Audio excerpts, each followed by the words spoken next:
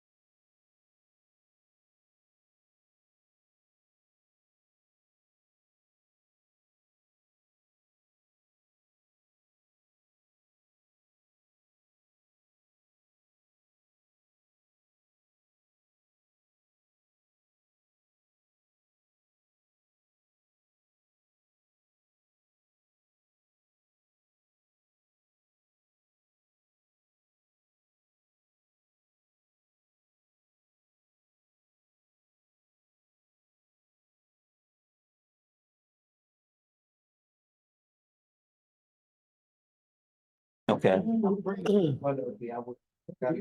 What I would make sure and do is turn off your volume for that one.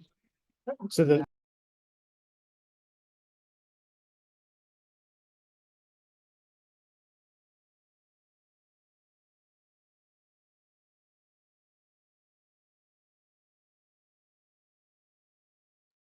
speaker to be off. So you can just mute your computer audio.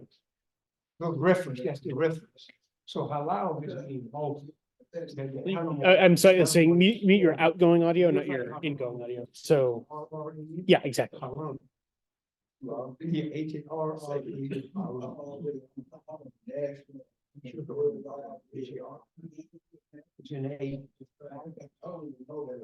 even just turn it all the way down if you have the little hotkey. I have no clue where that is. Never done I it. think it's this guy. Oh, okay. Yeah, now it's muted. You're good. Okay. Sorry, All I right. didn't see it there.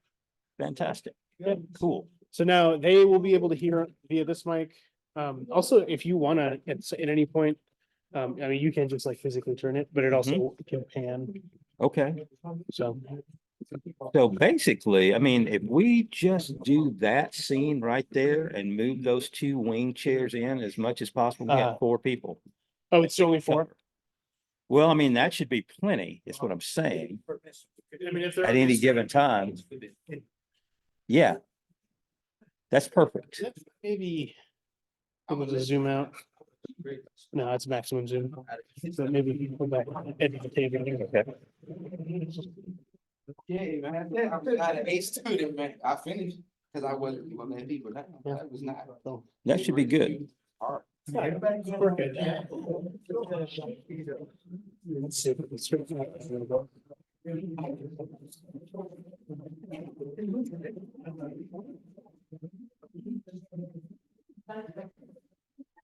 Oh, I know. Can you go to your video settings on Zoom? That little caret menu again. And then go to video settings. And then unclick the mirror my video. There we go. All right. That we can, yeah. There we go. Okay. That's the correct way to spell. Yeah. Very good. I think that's. Okay. You on social? So this, I'm not mad at that. this is where this where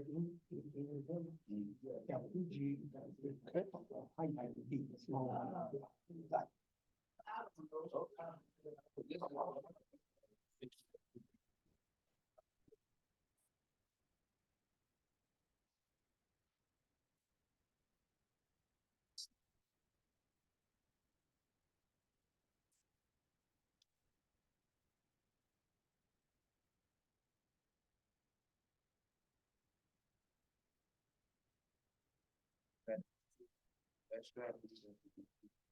All of the strategies not be defeated, but the strategy is, strategy. The best strategy. Not seriously, I agree with that. Anything else I can do for you? I think we're good, brother. We're good. Fantastic. Assalamualaikum warahmatullah. Give us a shout if you need. Assalamualaikum.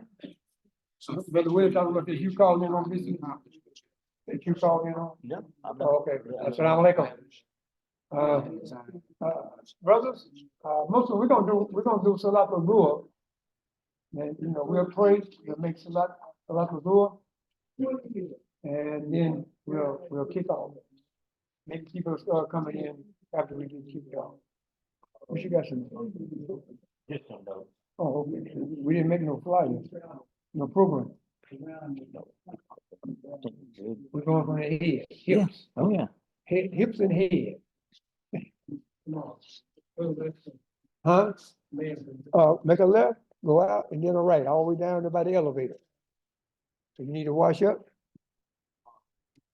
You gotta find out, right? Man, this phone, look, normally I got a whole get up going, right? So I keep the best. Okay. Make sure you got no rust. No, it's not even that type of part. I'm just joking with you, bro. Look at me. I'm a friendly guy. I love people, and I'm free. That's number one thing. I'm free. I'm not a free. I've been free for a long time. Huh? That's what's so good about it. I've been out on the river. I have been on the merry-go-round in almost 40 years. You know what the merry-go-round is? Christmas. Easter. That's a merry-go-round, bro. You be intoxicated when you get on the huh? Said it's more for other people than me. I don't listen to you, but because I'm looking for it. I want to. This is the turn. That's the bottom of it. That's the middle. It's rotating. That's the it's rotating is the natural nature, natural composition that all human beings are born with. Right? We ain't no dogs. All the ones that run the jackets we put on the jacket. You know, the clown with the creation. It's really. Can you go stand in front of your body? You tell them that you're a female, that you're the clown in the creation. But what I'm saying, but I'm saying. But if a law, God bless you with your opportunity, do that. And that's what they're afraid of. They really believe in the too. I just they're intelligent, right? I'm a little harsh. I'm a little harsh, brother. No, You'll come up. It's not harsh. That's just, I'm trying to do more listening than more punch. I'm here. Okay, thank you, boy. You're an intelligent brother. Most of them.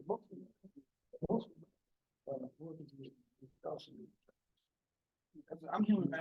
I'm human. That's what I'm saying. Like I get even the point where you really gotta change. You didn't even ask me my name. You were giving it to me when I first met you when you were in the garage. I don't remember it, but you were telling me. Muhammad Abdul Samad. Muhammad Abdul Samad. That's my name. Can I get a picture with you? Yes, sir. Excuse me, what's the IT man? I'm not an IT guy, You're but not my an name, IT my guy? name is Edward. Mr. Edward. Yeah, College. Trust me, I'm learning on the job. Yeah, I can show you some of this stuff. You need a hand. he said he down with it. That's good. The area. We need that from time to time. We definitely need it.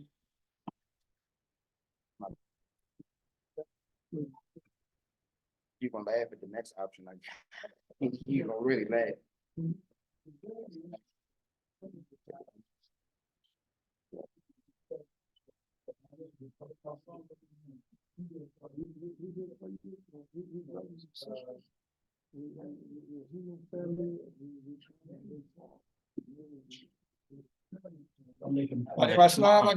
Salam. Yeah. Like, oh,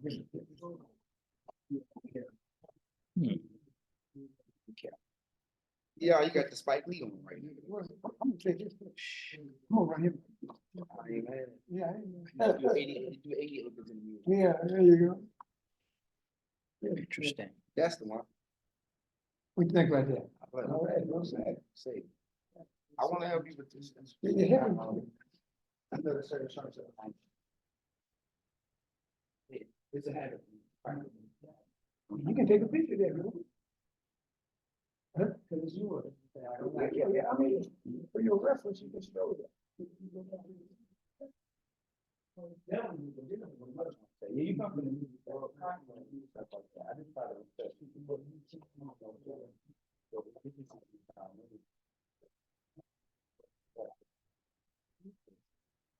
It's a publication. Very valid. I don't know if you have any.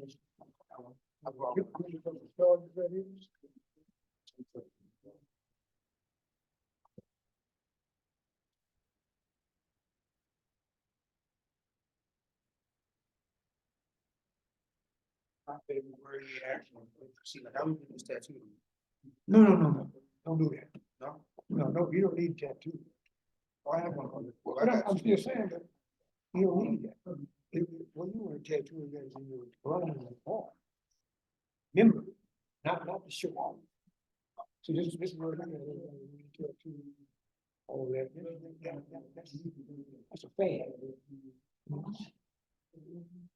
I'm that's what I'm saying, not the argue, but let's just try, let's just talk perspective wise, you know what I'm saying, for me, I can get stuff quick, and I'm showing a lot of images very quick, I'm showing symbols almost entirely, like day in, day out, unless I was to just not in the fall, not tied to anything, stuff always coming to mind. It's really easy for me to blend things like that, and I don't remember exactly what the original thing is, I saw it, rivers, stuff. But for us, we go to the ice. And it's not just I work, it's a beautiful. So. It's the dream. Everything comes from the picture of like the one.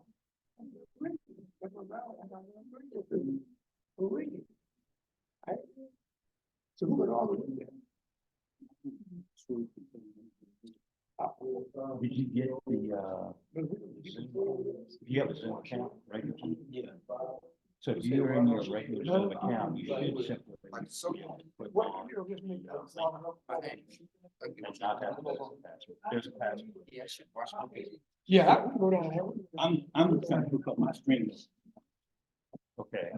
and so I'm not connected to the internet.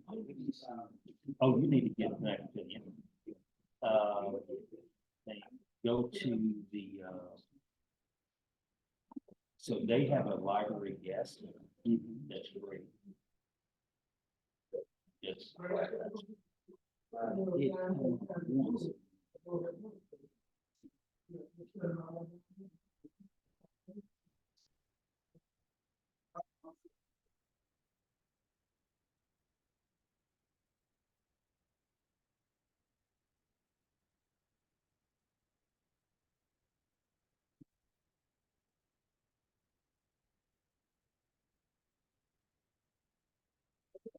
How you doing, my brother?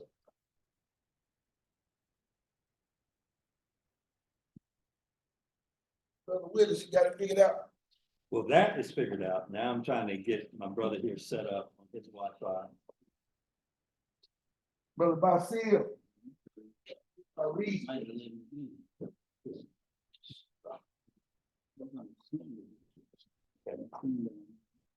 So you're on, that is, which channel? YouTube or Facebook? Oh, yeah, that's right. You do that. Those three. Yeah. Okay. Yeah. Wait, this way. Wait, that. Let me, I can tell you, I got the app.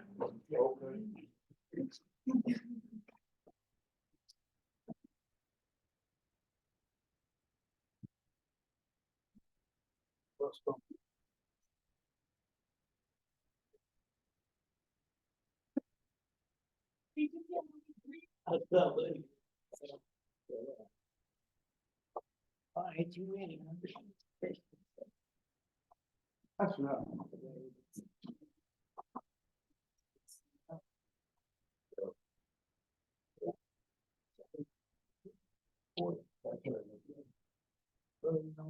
This way, this way.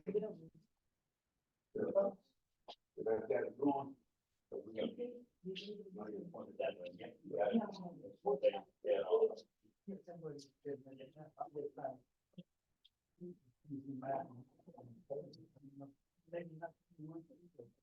I have no idea.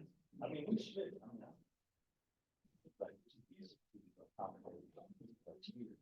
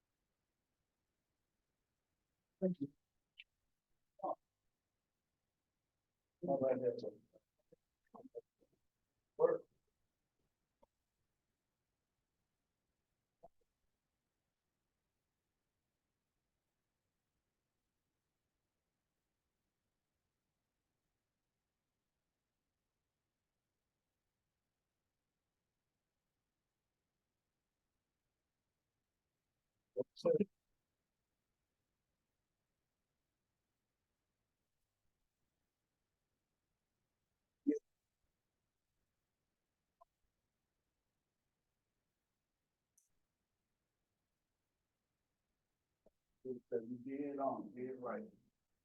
Yeah.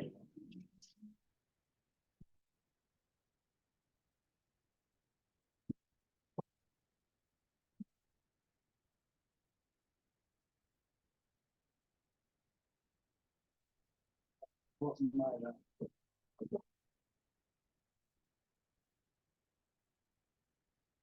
This thing will take my name. You need, you need something to keep it like that. Yeah. You got your phone.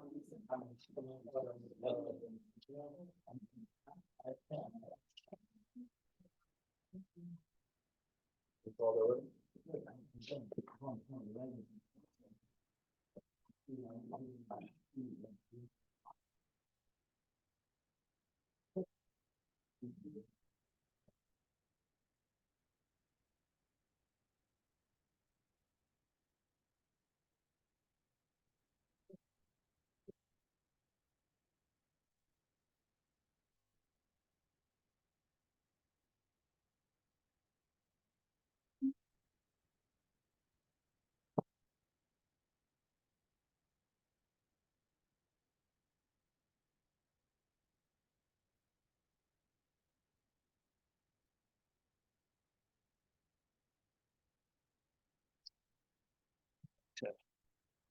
What are you doing?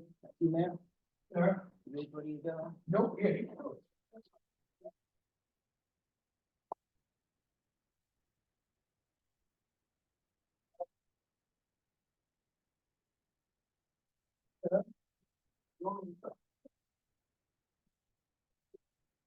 It's,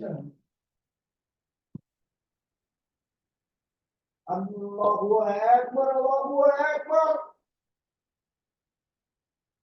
Allahu Akbar, Allahu Akbar. أشهد أن لا إله إلا الله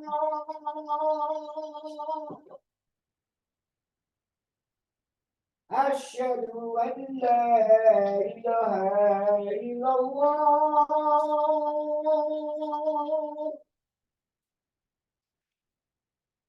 أشهد أن محمدا رسول الله أشهد أن محمدا رسول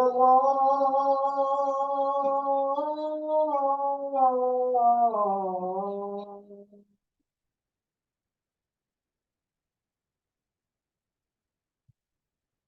حي على الصلاة حي على الصلاة حي على الفلاح حي على الفلاح الله أكبر الله أكبر لا إله إلا الله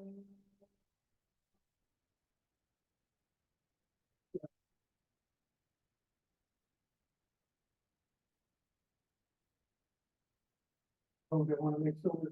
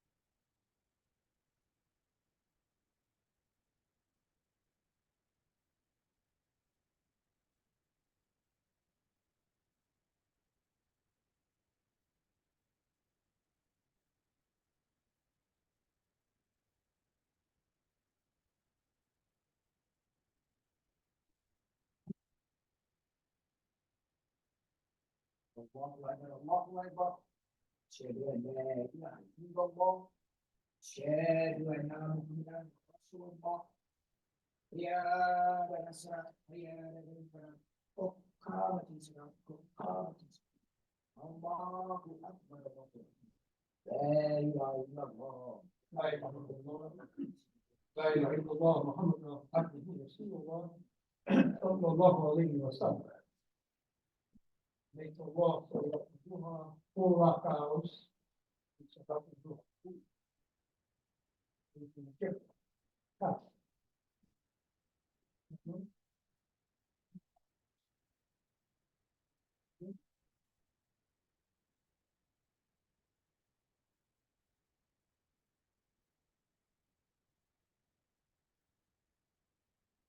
Allahu Akbar.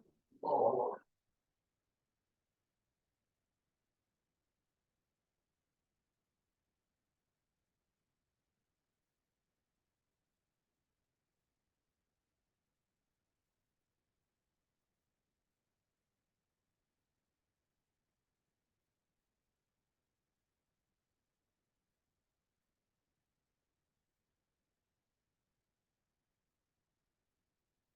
Allahu Akbar.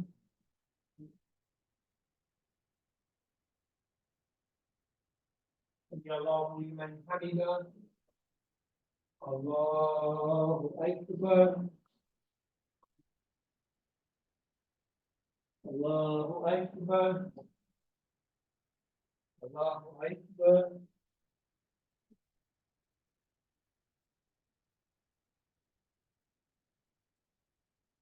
Allahu Akbar.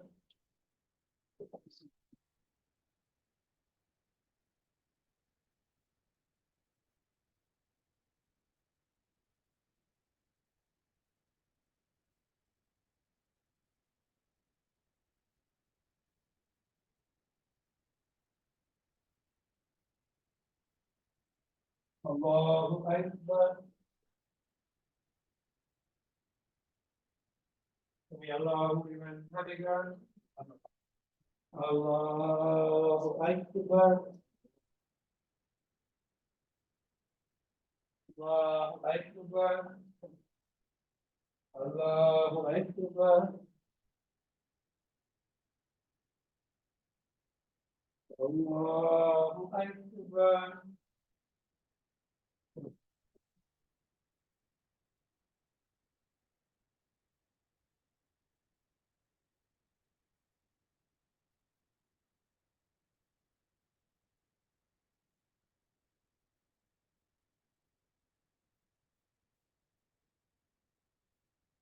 Allahu Akbar.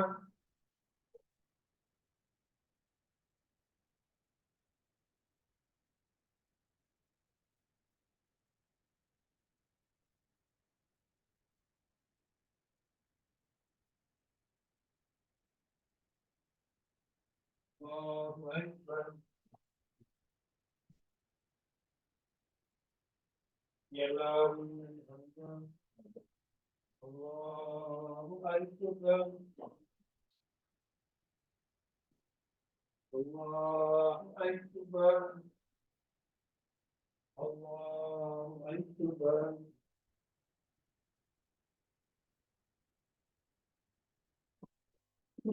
Allahu Akbar.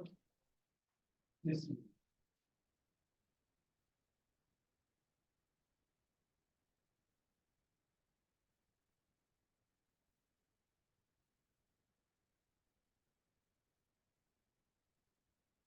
Allahu Akbar. Ya Allahu Akbar. Allahu Akbar.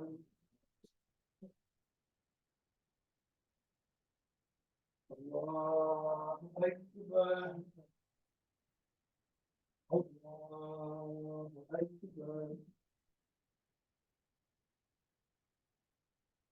Allahu Akbar.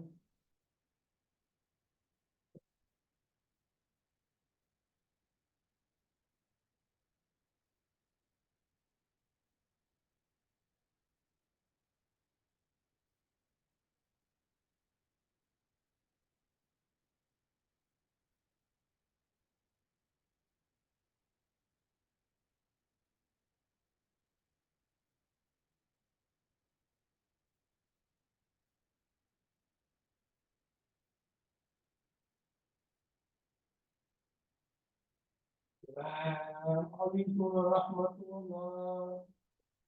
السلام عليكم ورحمة الله.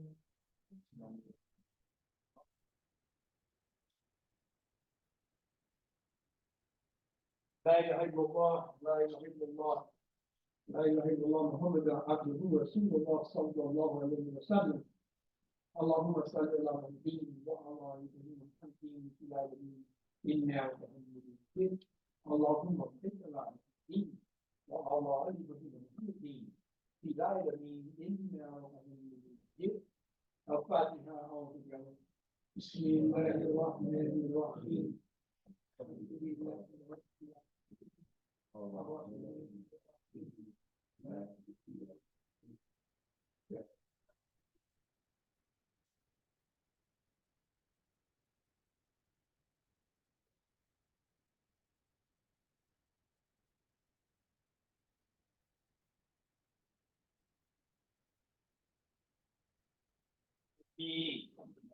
السلام عليكم ورحمة الله وبركاته. تكبير. تكبير. تكبير. الله أكبر.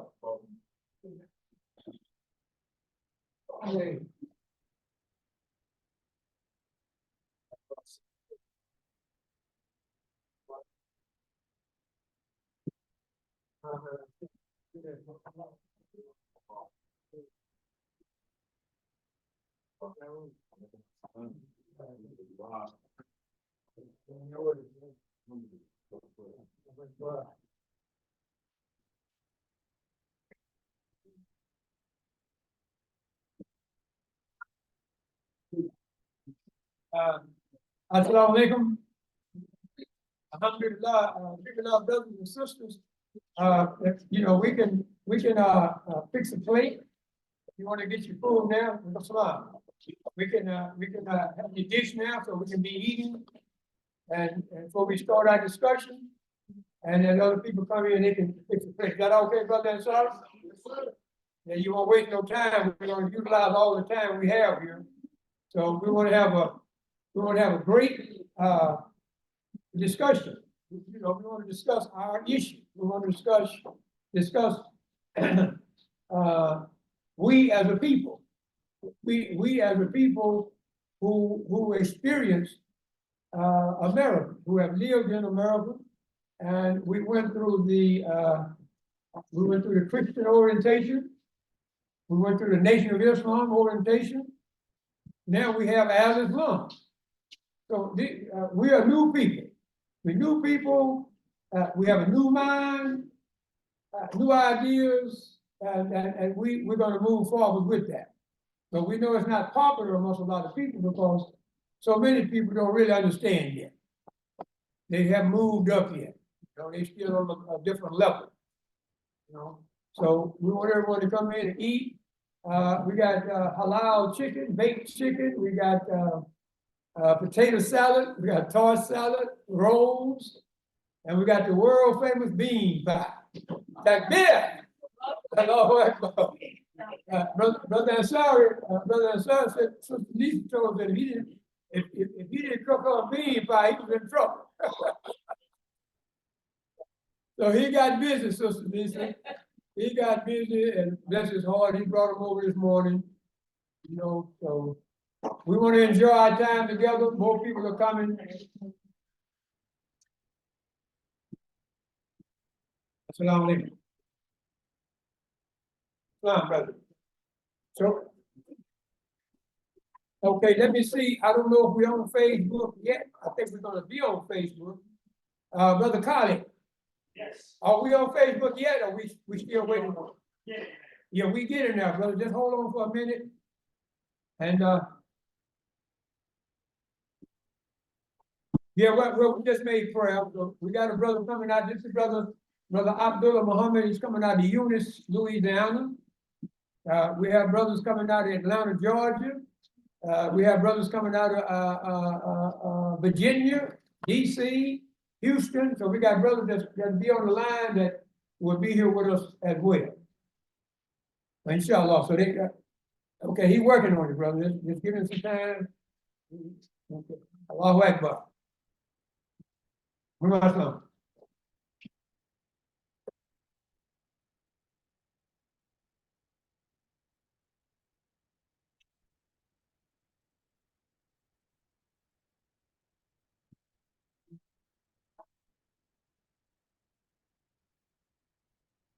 You can help yourself, but we got plenty of food up in here.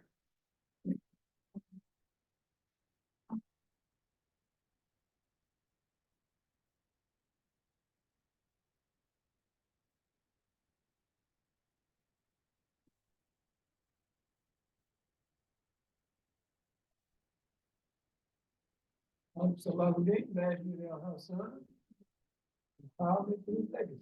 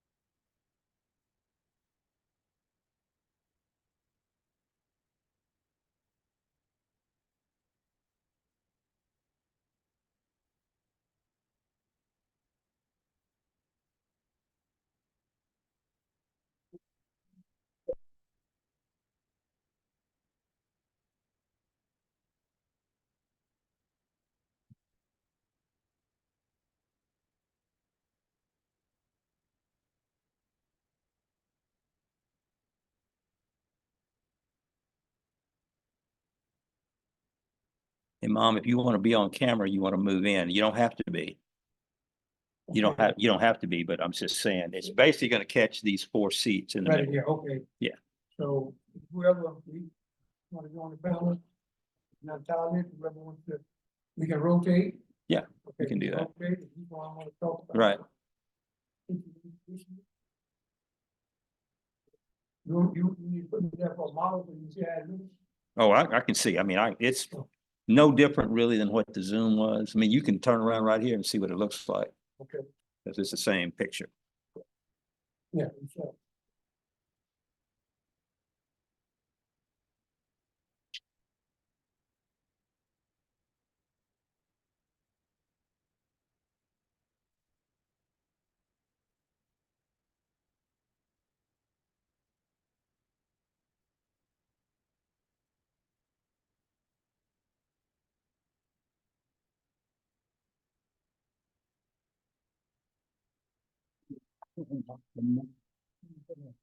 What happened? Okay.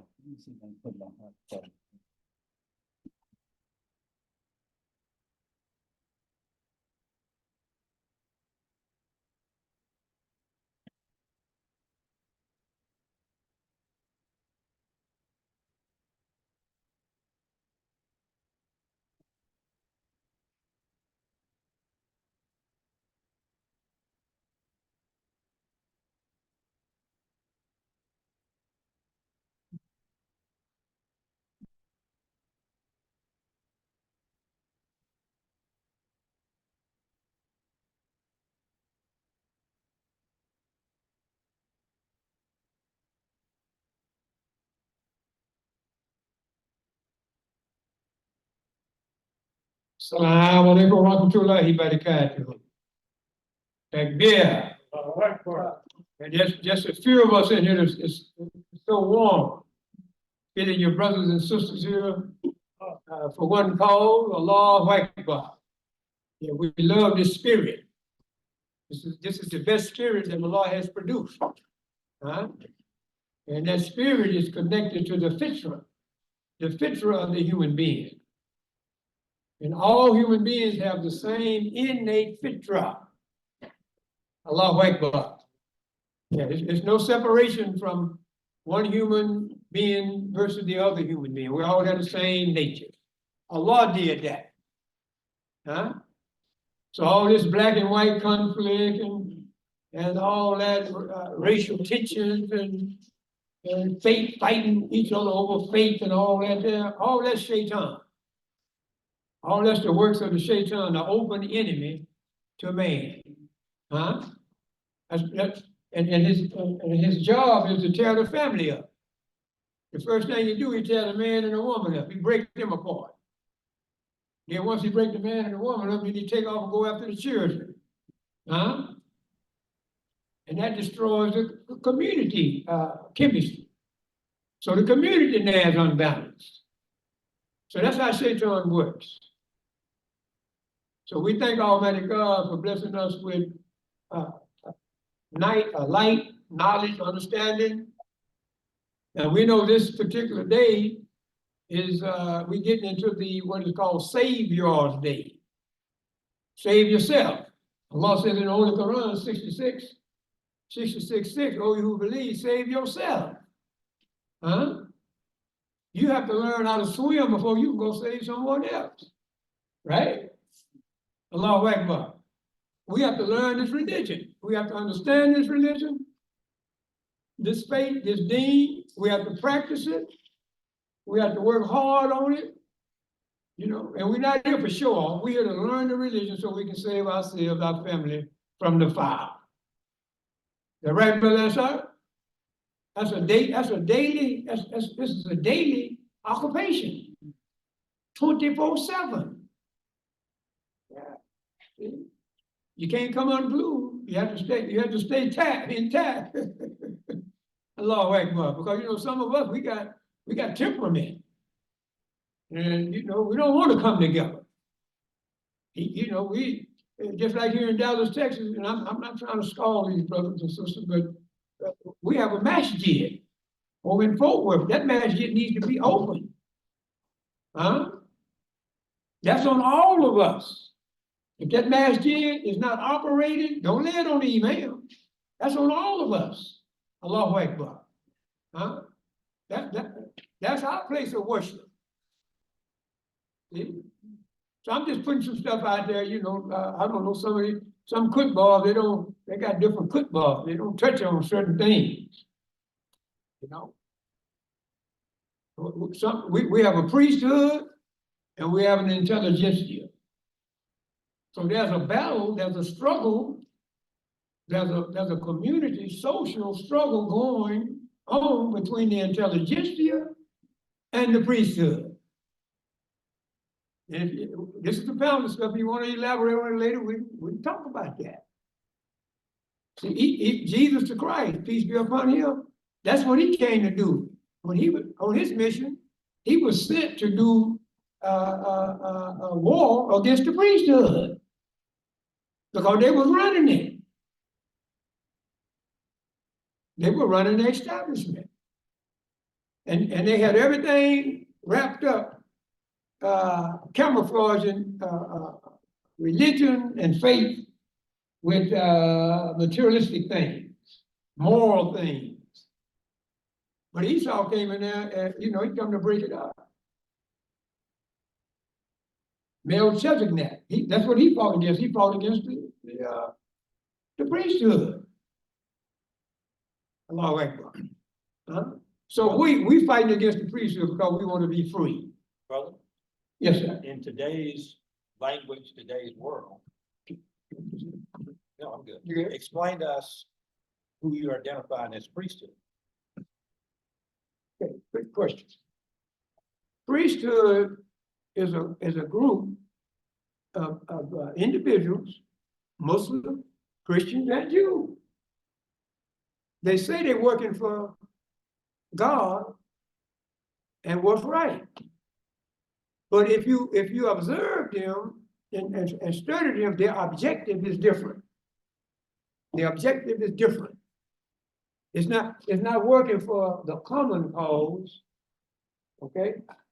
You say, oh yeah, we all working for the same. Well, it's not. They're working for different. Don't go support that, brother. Don't support this masjid. Don't go down and support these Christians. Don't support these Jews. But really, humanity is one. The word of God is one, right? Word of God is one, brother Wish. Should be. Well, I'm saying we know that to be a fact. We know it to be a fact, but if I'm a common person, living a common life, I'm working 40 to 50 hours a week. I say my prayers. I pay my zakat. I got children, grandchildren. I got relatives that need help. I got community I'm trying to help. I'm doing cleanup programs in my neighborhood and all this kind of stuff. How do I purely identify all these actions that you're talking about that the priesthood take? Because I see them on a limited basis. And typically when I see them, it's a Juma. It's at a public event where good things are happening. You know, people are being helped. Could be a food giveaway, could be clothing, could be backpacks for kids. Everything. These is where I'm intersecting with these individuals. Yeah. Right. I'm not in the big picture. I'm not at City Hall. I'm not on these panels at SMU and all this stuff, right? Where they glad handed and all this. How do I, as just a common person, identify these individuals to see? Yeah. That's okay. Can you hear me? I know. I don't want to be on screen right now because I'm greasy. Yes, sir, I can hear you. Okay. So Brother Willis, and this is open for discussion for all of us. This is panel people. Just so that we, yeah, they'll get some food. This is open. So objectives. See, there are many different objectives. Some people, their agenda is different. I'm gonna give some back to school packs. Okay. Right. But my direction of my language is different than this group over here giving back to school packs. Or this particular group. And this other group here, they select people that look like us. Just supposed to be our representative. Sure. Right. But really, in all due, they're not with us. They're not with us in the heart or mind set. If I can say that. Their actions is not with us because they're working against what we do as a group. Their language is different than our language. This language that we have is, as I was sharing with our brother here, this is a superior language. This lisan, this language, is the language that Allah has given us, not only just us, but He's given it to us for humanity. Right? This is, it's not just for us as a national group or Muslim group. This language here will do justice for the whole world. The priesthood works against that. The priesthood mentality, they work against this new language. They work against it. And some of us, it's subliminal, subtle, that some of us don't even see it. We just a happy-go-lucky, oh, Allah's Akbar, I'm gonna go pray 5 times a day. Hey, look, you work, loose. Work is different than just being loose. We got work to do. We have what is called a intelligentsia, a language. Would you say we have one or we're developing one? I'm saying that we are developing it or we establish it. Okay. But we need people that think alike. If we all thinking different, we like this here. But if we all thinking together, we like that. Right? Could I interject? Yes, that sir. I think we need people who think. Okay. Because to get to the point that you think alike, you first have to begin by thinking, period. You have to open your mind to thought to accept any truth that comes, whether the truth is coming from me or you or from somebody else. Yeah. Right? Your mind has to be open. Yeah. Right? So people are not going to come already agreeing with what we have to say. We're going to have to deliver a clear message. We're going to have, it's going to have to be consistent over time. It's going to have to, like the books that we have, I think, it's going to have to be something that people can go back to time and time again to reinforce what they're learning and all of these things. Yeah. And I only say that to say this. Because we have these discussions all the time. Yeah. And a lot of the people we're trying to reach don't have these discussions Exactly. on a regular basis, right? Is how do we reach more of the people, of our general public? Because, as you say, there are differing views out there. And some of the views, they kind of bleed over. They say some of the same stuff we say. Yeah. But then they have a way of taking it and veering off in a different direction toward different goals, right? So it becomes, it's a battle. You know, it's a jihad at It's a a certain jihad. level. And if anyone else want to, we got a mic that we can bring it to you if you want to make any comment on this. For us, establishing an intelligence, what we're asking, or what we're trying to do every time we have a conversation, we are appealing to our leaders, the politicians, our educators, our clergy, people that's in entertainment, culture, economics, business, and sincere people, not just people just up there, chopping, but we're talking about somebody that's sincere, that want to take on that position as a politician. It's like right now, we need politicians for the Muslim community. The non-Muslim community, they have politicians. But their interest is not, their best at hand is not for us. They have their own conglomerates, right? They smothered or they handcuffed with sororities, fraternities. That's a heavy one right there. And they only cater to each other. They only work with it. It's like us, we fell into work with each other together, but they working together with each other. They're gonna get you a car. You're gonna get a job, you're gonna get a car, you're gonna get a scholarship, all right? Yeah, because they're working unified. So our community, the association with Imam, WD Muhammad, if you sit back and you observe, you see a priesthood. You see a priesthood mentality. That's what we see. Everybody want to do it on their own. Everybody got their own plan, their own, but the intelligentsia is all of us together. The Quran says, Ummatun Wahida, one community. We talked about that this morning. A united Ummah. Ummatun Wahida, Nasrin Wahida. That's how we think. And we're going in a race, but the race that we're going in is not to destroy each other. It's to help each other in the race, aid one another in this race. Don't boycott the brother, don't boycott the sister. Oh, he this and he that. Look, Dallas, and I'm gonna say this, and this is our discussion. It's around the world, we want it to be heard. Dallas, we have not really accomplished much. Compared to other communities in our association, we haven't accomplished much. At one time, we had a full-time school. It wasn't full-time, but we was up to like the 6th or 7th grade. Right? Right. And it didn't fall out of the sky.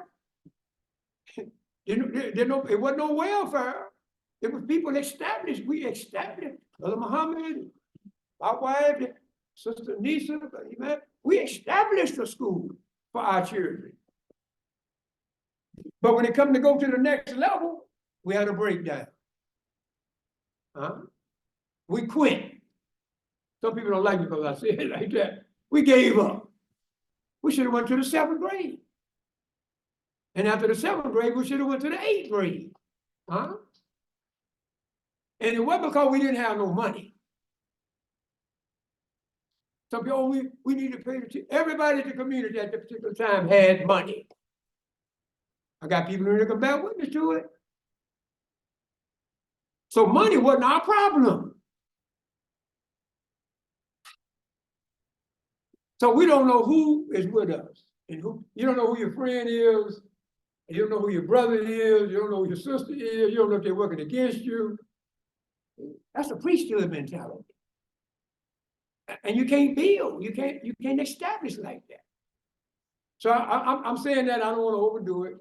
You know, I don't want to put too much on it, but that's a reality. And I can be checked on it. You know, I love to be checked. I love to be corrected. Brother Byree's coming up. Praise be to Allah. This is our community, huh? It's men and women in this community. We're adults, right? Free men and free women. Ain't no slaves up in here. There's no human being. Is there any slaves up in here, Brother Byree? It shouldn't be. We got a new brother. He had a question. Let him come in. I have a question about the school. So did you all work with the school too, like you were the teachers and staff? No, we were just the parents. We supported with two issues. We paid the teachers, we paid the school, paid the teachers, so that our children could get a Islamic education. Do you think the city of Dallas got rid of it? No, they had nothing to do with it. They're not in our way. You know, they would love to see us.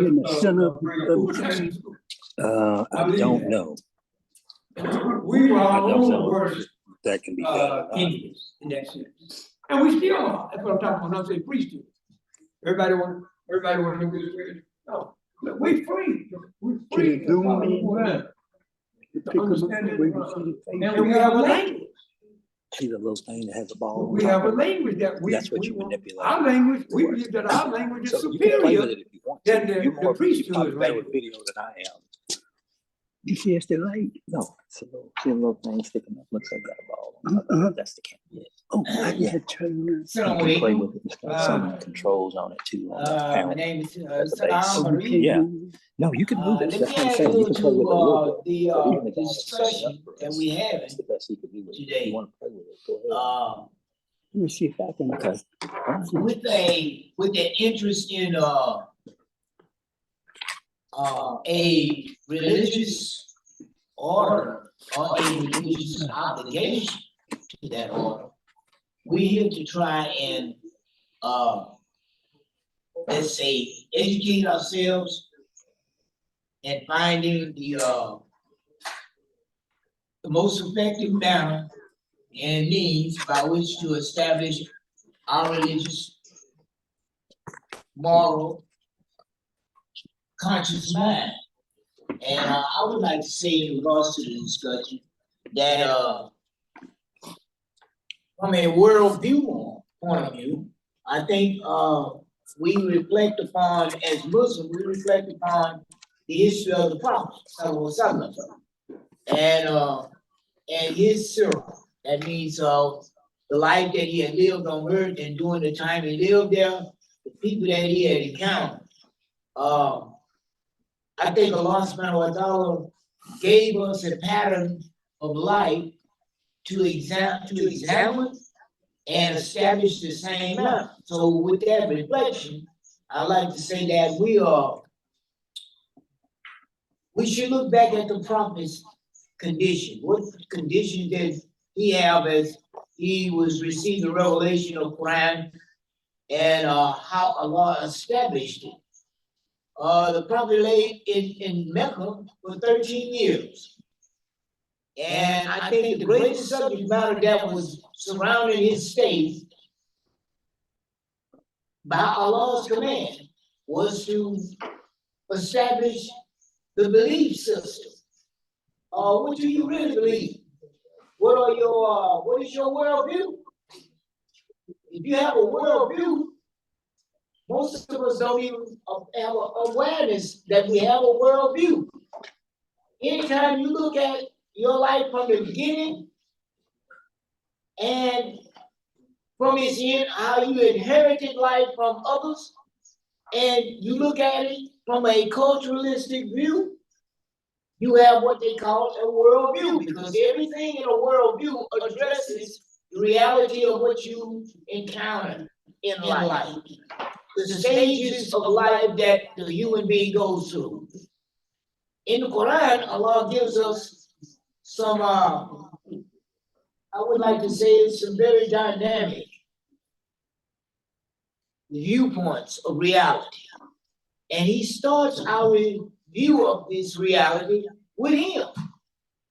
Without Allah in the picture, and meaning for those who are not aware of the term God, without God in the picture, in the review of how we see our life and how we relate to others in our life, our view would be stagnated.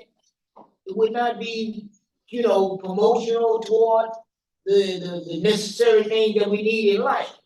So I believe our discussion today in any other, form of Islamic gathering as well as African American, being that this one is regarding the history of African American here in America, or the Africans here in America who were about here.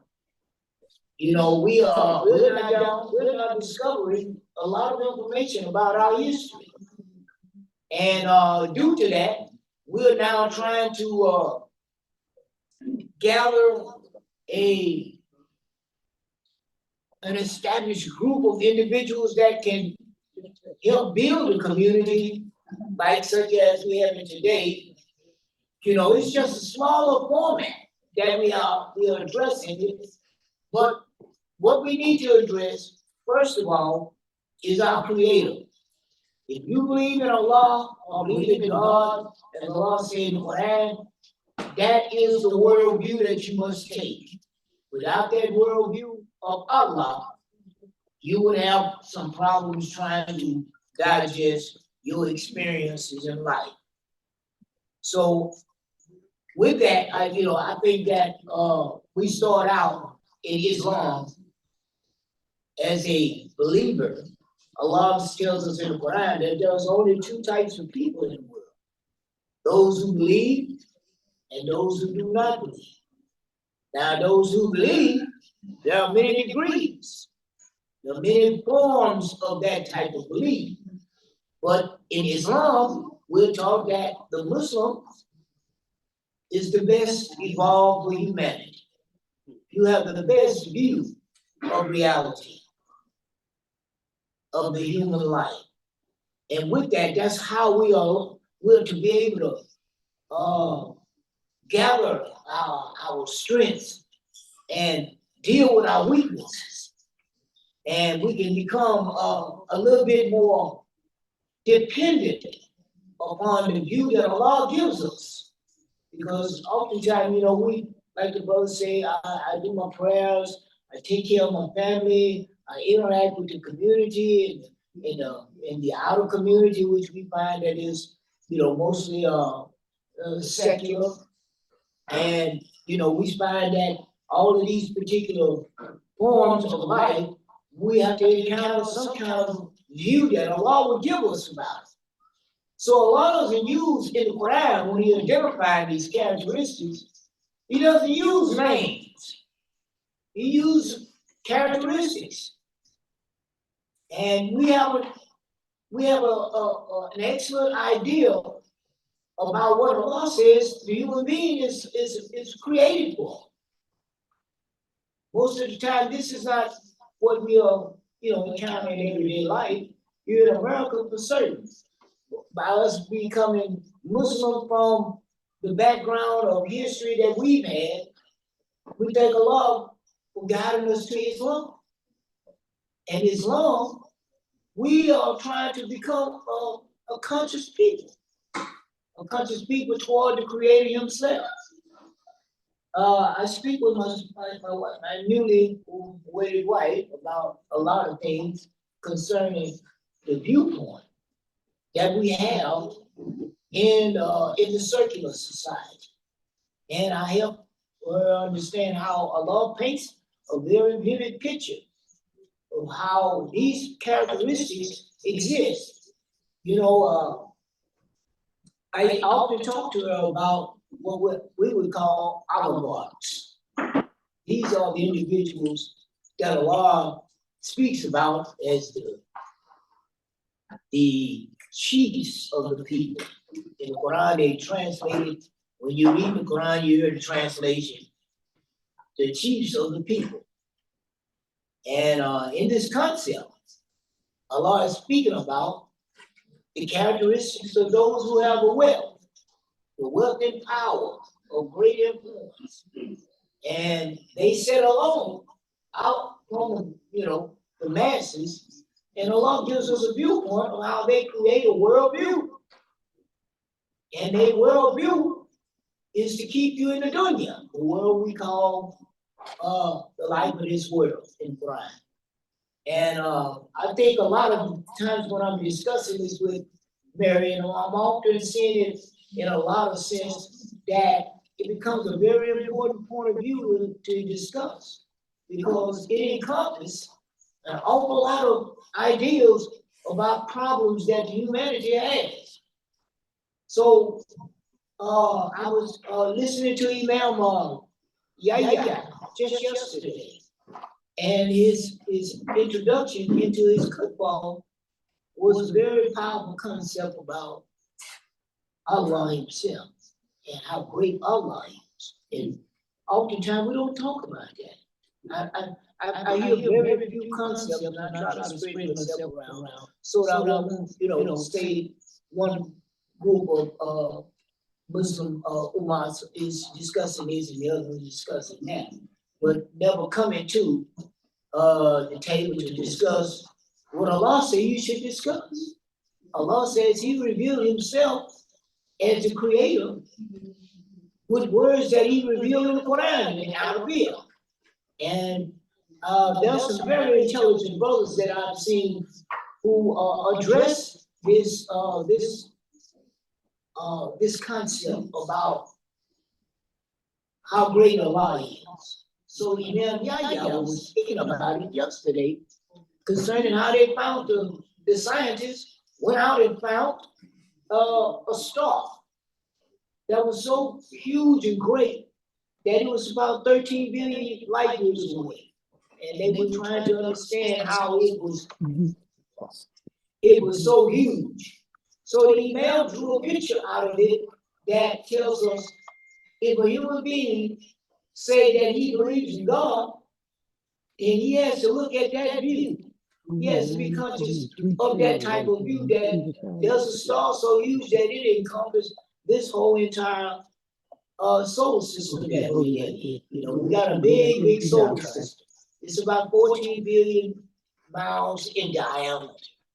So, we got a lot of room there that a star that big actually exists. But when the scientists found it, they was amazed. And all of the Imam was speaking on concerning it is how if that star or that image or that object was so great, who you think made it? Where do you think it came from? And he pointed out that your idea of being a human being, and you put yourself into that frame of thought, how small we really are in comparison to creation. And that comparison is Allah showing us Akbar. When we say Allahu Akbar, you have to conclude this concept of Akbar from His creation. Because you can't measure this concept without something to measure it with. So He gives us the creation to measure it and become conscious of it.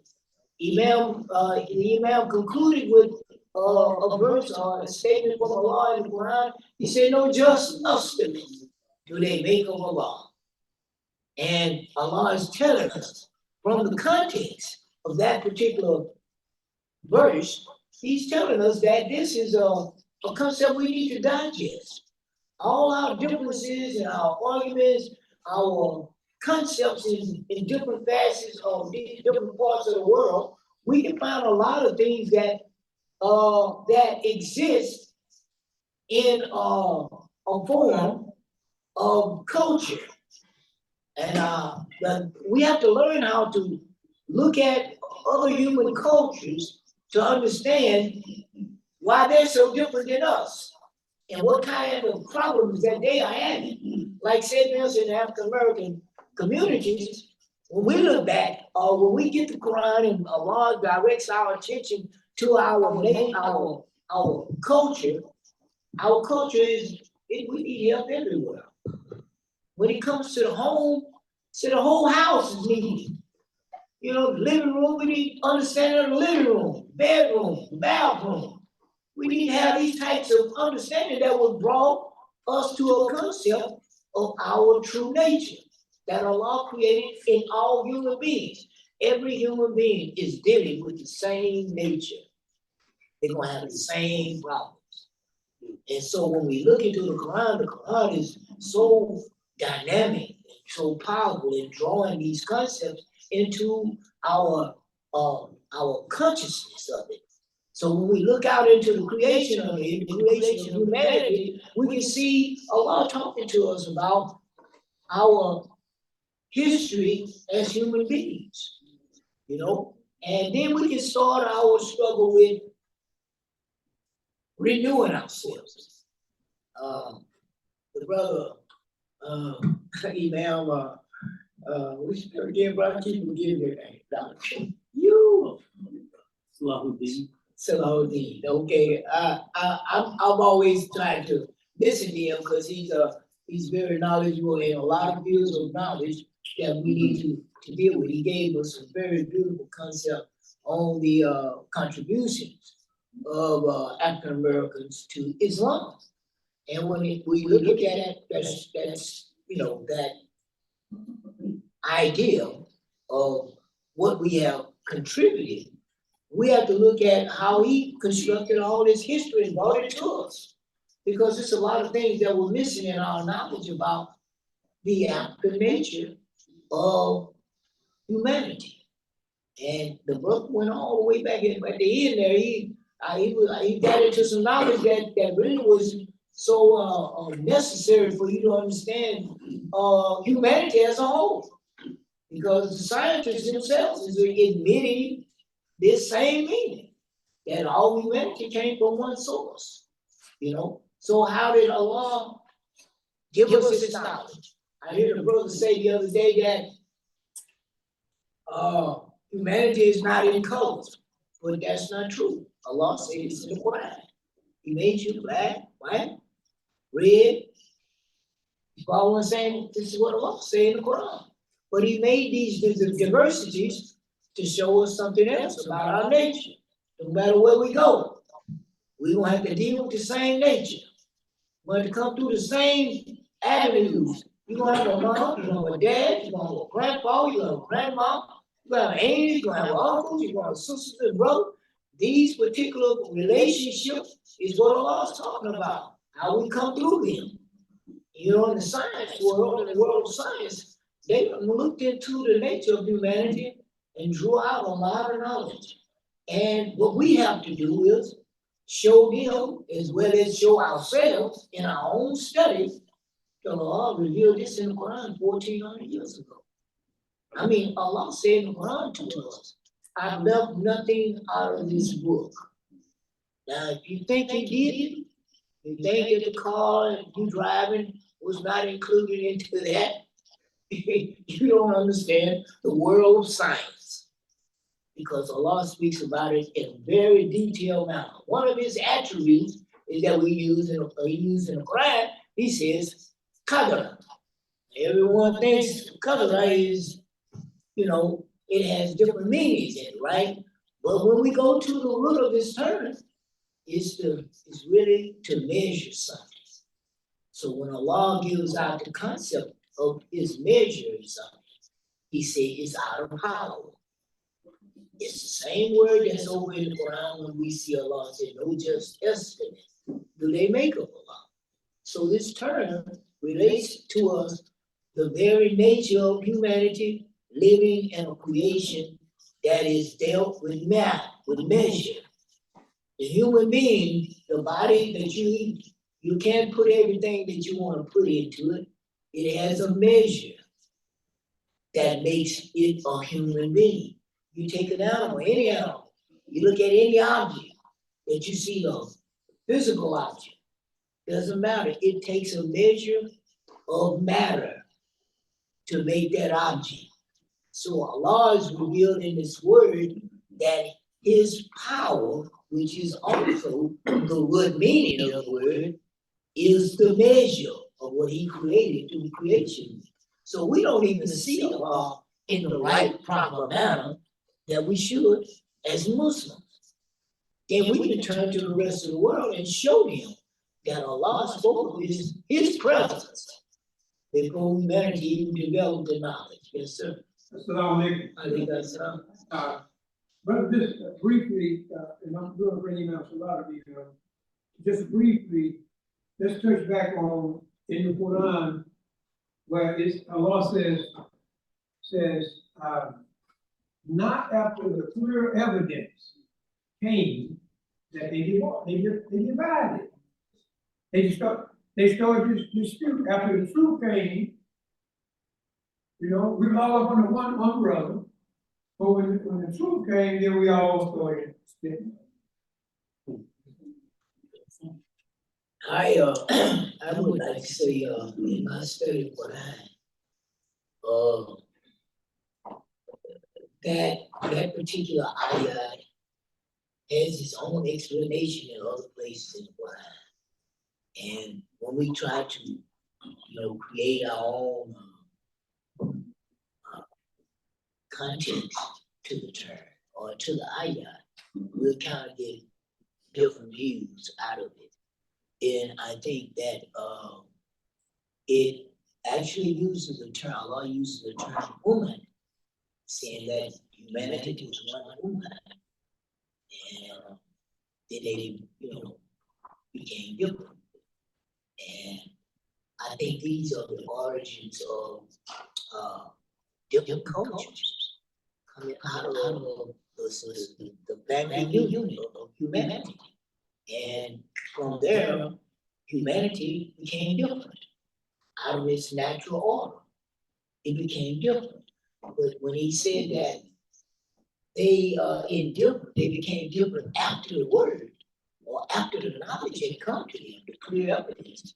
Okay, then that is explained by Allah saying to us in other places in the Quran that he sent to every ummah a messenger. So now Allah is explaining the very ayah that you're talking about, how he says he sent them a word and they came in different once it was delivered. So all the different cultures out of the very nature of Ummah became different because of different areas that they lived in and applying their human nature to these environments. And these environments influence them to have different views about how things are done and how things are addressed in the culture. Like, how do you treat your wife? Or how do you treat your children? Yes, sir. Just a question, based on what you're saying right now, and I've always thought that some of that vision could actually result in a large positive for humanity. A large what? Positive for Yes. humanity. Okay. Touch on that. Okay, in regards to you saying there being a positive result in the differences, I think as you look back, as Allah tells us in the Quran, I believe he said, go back, he said, many it says, translation said, humanity, no, he says, let me think of it. I think it's in Surah around ayah 137, I believe it is. He says, many were the ways of life that mankind had. And Allah tells us to go back and look into what made these communities fail. Follow what I'm saying? So now, when Allah tells us to do this, I'm straight up tell you, it's a command, it's not an option. For your knowledge base, for your knowledge of how life is to develop into this perfected form of Islam. And you know, where Islam comes from, the word peace. So to develop into a peaceful nation of humanity, Allah tells us to go back and look at all those that disobeyed his order. Because he sent them the order that he created them in. And therefore they actually had an opportunity. And they just, they disagreed with it. And so Allah said, go see what I done with them. So when we go back, we'll have an answer to that. Yeah, I don't know what I read. We want to keep it, those of us that were in the NOI, Okay, the Nation of Islam, okay, under that organization of the only reliable one. okay. Yeah.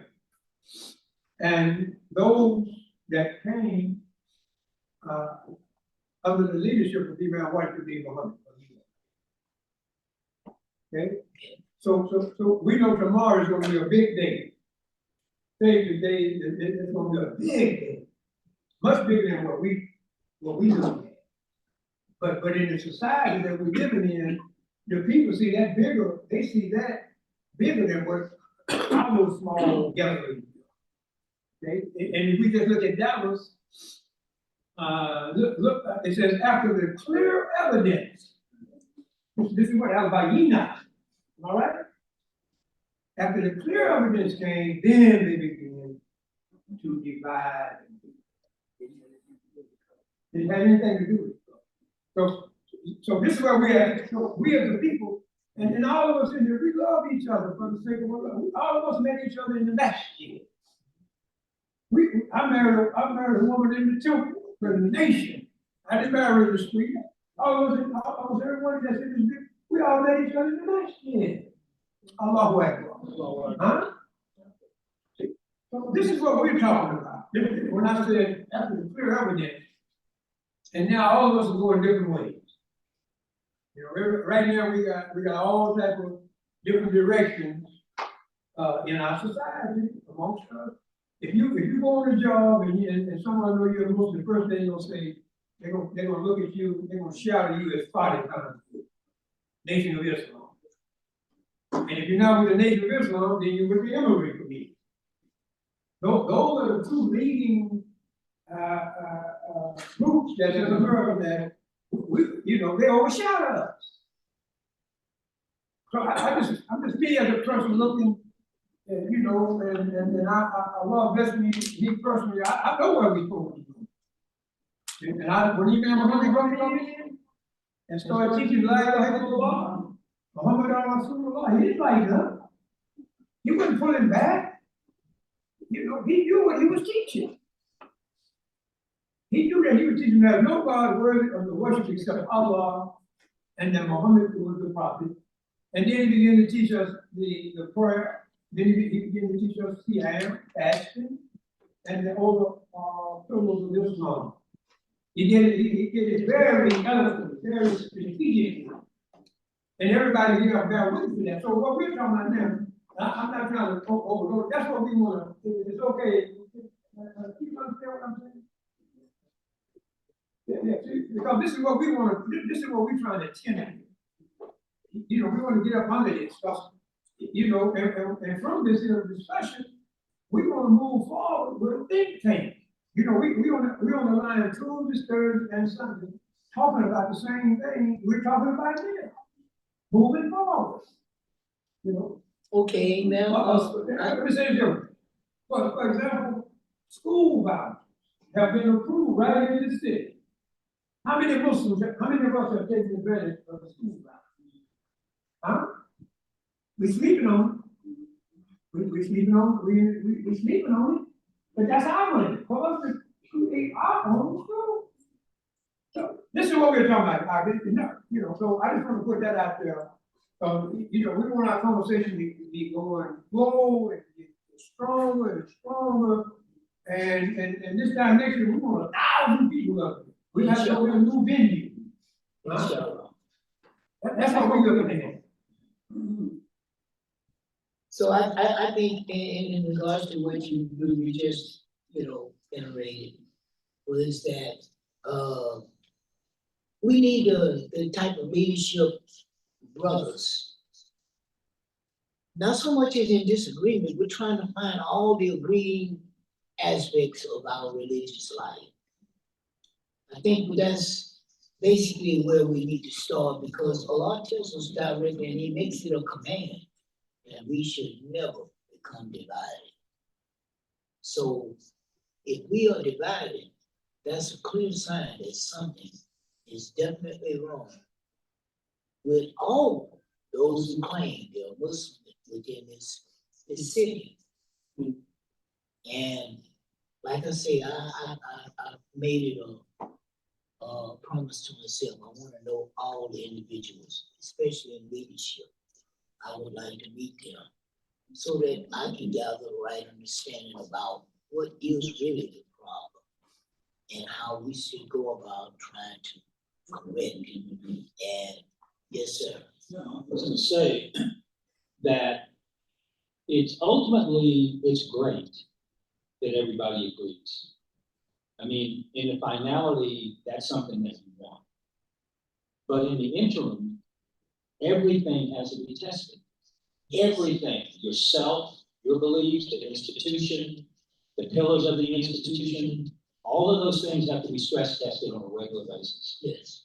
And one of the major things, this is just my notice, and this has started to change in the last 2 or 3 years, but in the years preceding that, within our quote-unquote community, African-American Muslims, closely following the leadership of Imam WDM Muhammad, we didn't stress test anything. It was just flow as you go. You know, there was a system in place that seemed everybody was happy with it, and suddenly we started losing schools and people. And then it came to, now we're losing masters. Nothing was stress tested to make sure that we were doing the right things, that we had things set up properly for continuation, to make sure that things that were in place either stayed level or they were increasing in their strength and their ability to exist. We stress test nothing. And what do you view as what was necessary as a stress? Everything that goes on in the masjid to start with. Absolutely everything that goes on in the masjid as far as leadership, as far as decision making, as far as transparency. Yes. Biggest problem we had here in Dallas, and Imam Samad can account for this, is we had lack of transparency on hardwoods too. Of what was going on, who was doing what, when they were doing it, why they were doing it. Structure, leadership, transparency, clarity, what's the mission? I mean, what are we trying to accomplish? What are our goals? What do we have to do to accomplish those goals? How do we protect what we have? You know, will it pass this test if this comes? Can we weather that storm? Okay, We haven't done anything. We've started to do it, like I say, within the last 2 or 3 years. okay. Right? The Council of Imams, National Council of Imams, have started to put some things in place that will work. They have not been universally adopted. But they're starting to put some things in place that I think will work. They haven't gone far enough, in my humble judgment. But at least there's a beginning. But that, to me, is the biggest problem. We get happy and we get soft and we get lazy. And that never works. And that happens to the Roman Empire. It happened to the Muslims starting in about the 12th and 13th century, just slowly becoming very soft and very complacent. We can't afford to do that because we never get the resources. Okay, what would you say to groups of Muslims who are in their own right, in their own understanding of what it is that they're doing, in their own, religious obligations, that they are succeeding. But there's what is, they are succeeding in their own struggle with their own goals toward things that their community is engaged in constantly. Now, to say anything that's outside of that, give you an example of what I mean. Masjid Association of DeSoto. I go there all the time. Matter of fact, I married a sister in that masjid. And here's what I've been investigating, because I'm concerned with the very thing that you're saying. I hear it from Imam Samad, and I get some information from other brothers who were present during the time these problems were unfolding. Now, is that behind us that we are looking at it, as the law say, look behind you and see what they done or what you have done, and see how Allah says He would deal with it. Okay, now I want you to just put that in mind when we're talking about things that need to be done. Now we're looking at the problem, we need to go and address all the individuals that we know as a group, those who have these differences or this disposition that something is wrong. There need to be a format that this information can be presented in and be listened to by all the groups of imams, if you would, that are existing in this area. And if there's anybody that's having the knowledge and the acquaintance with the leadership individuals in these communities, they're the ones that need to go forward with the investigation of setting up a sure committee, if you would, or sure organization of people to make these questions known and make these problems known and make them address them. So I'm saying, as the brother said here, Imam Samad was just pointing out, that that's something that we like to also include in our struggle to become conscious of what's right and what's wrong and how we should obey Allah subhanahu wa ta'ala and His example of the Prophet. So if you have those type of issues that need to be addressed, I'm only going to suggest that we find out all the individuals who are in leadership role and find out how we can address them in a format that allows these issues to be, addressed clearly. Yes, ma'am. Well, they got some. And I understand what you're saying, and you're definitely right. I've heard, and I'm saying, and I must say, I've been in the community now since 1974. And I know what you're saying. But I always listen to everyone who comes, as you said, comes back to the same thing. And we have a time now where we can move forward. We cannot, the role that we have as a community, as a people, is so far ahead of what we're talking about. Because if we do what we have to do, it's going to work out. We are just in a time now where we have been taught, and what we have, if we just utilize Quran and Sunnah and learn this thing for real, and we do. I don't want you to misunderstand. We need to learn language. We need to continue to read what we have and grow and go forward. It's a lot to say, but I I'm not. But a lot of stuff I put off, and I feel like wrong. Right now, I'm in a point, if I learn my Quran, if I be able to help this world and what we see. See, we have been told we were gonna come in fast. And accept. And this is where we are. We so far ahead of what is going on that we have been taught. Until if we could just stop, pray to Allah and ask Him.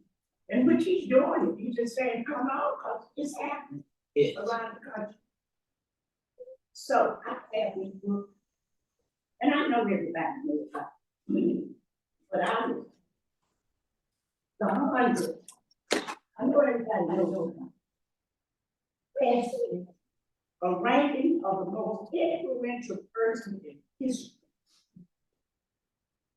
Number one is Prophet Muhammad, sallallahu alaihi wasallam. See, the purple, and I'm just saying, everybody know what it is.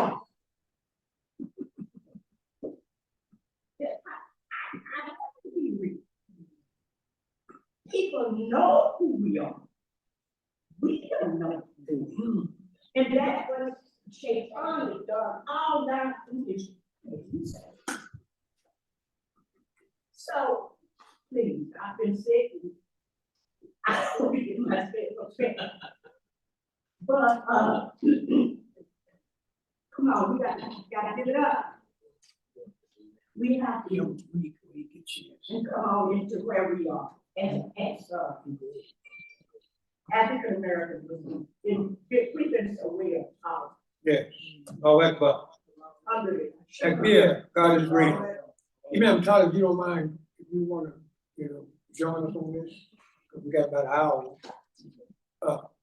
Or you can do it from there, it's up to you. I can, but it's not. Well, yes, this is what this is a panel discussion.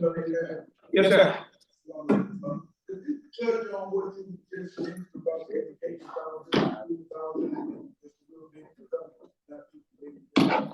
Okay, right now, if we have the 501c3 status, the school, they set aside money for vouchers in Texas.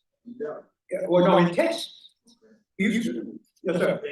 The governor's still fighting for that. So we've had 2 special sessions called on the governor to try to push that through. And he has actually been stopped by his own party. His own party, okay. From pushing that through. It's not, because it has to be something that goes to the legislature first, even like if they want. See, they don't necessarily have to even put it on ballot. They can sort of vote it into as part of the State Department of Education funding. If they put that on a referendum for If population. referendum, they would pass tomorrow. Yeah. Yeah. Right? It would pass. But- And every state has everything wrong. Now, I thought the NAACP had brought it out that it did, at one time they had it so fast. Well, at one time, it looked like it was gonna pass the Senate in the state of Texas. But then a little bit of a war erupted in the Senate amongst the senators against each other. Yeah. And against the, I forget the guy's name, the guy's always in trouble.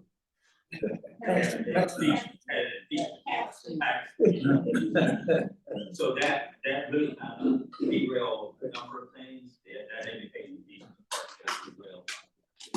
Now, back to Sister Camila, and very interesting observation. Beautiful pioneer sister, been here with her heart, on this struggle, on this journey. In order to do things, we have to follow the Quran, like you were saying. And Allah says in the Quran, sure, bani hum, sure, bani kum. All of these masjids, the immigrant masjids, our masjid, we have to have the shura. So if we just let it go unattended to, that's why we have our problem. I just want to put that out there. But the Quran says, oh, shura. Just have discussion on issues.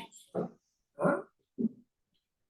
Yeah, Texas is part of the Southwest sectional region section. And that includes Louisiana, Arkansas, Oklahoma, Texas, and New Mexico. New Mexico fell off a long time ago, but Texas, Louisiana, Arkansas, and Oklahoma, Arkansas. These are in our association. But the membership has went down. Activities have went down. Leadership representation has went down.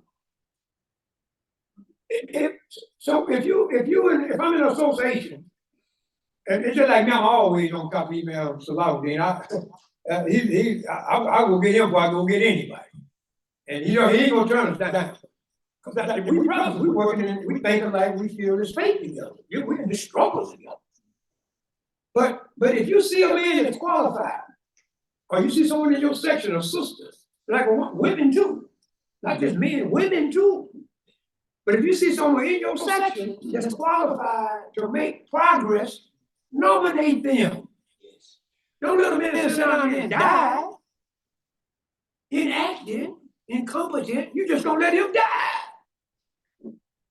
Now, look at your best people around you. Like Brother Barry, we go get him. I said, brother, can you go? I can't make it. We represent the same issue, right? That's what we have to do. And that's what we're talking about the priesthood. See, the priesthood gonna overlook him. You know, the priesthood, they got certain people that they overlook.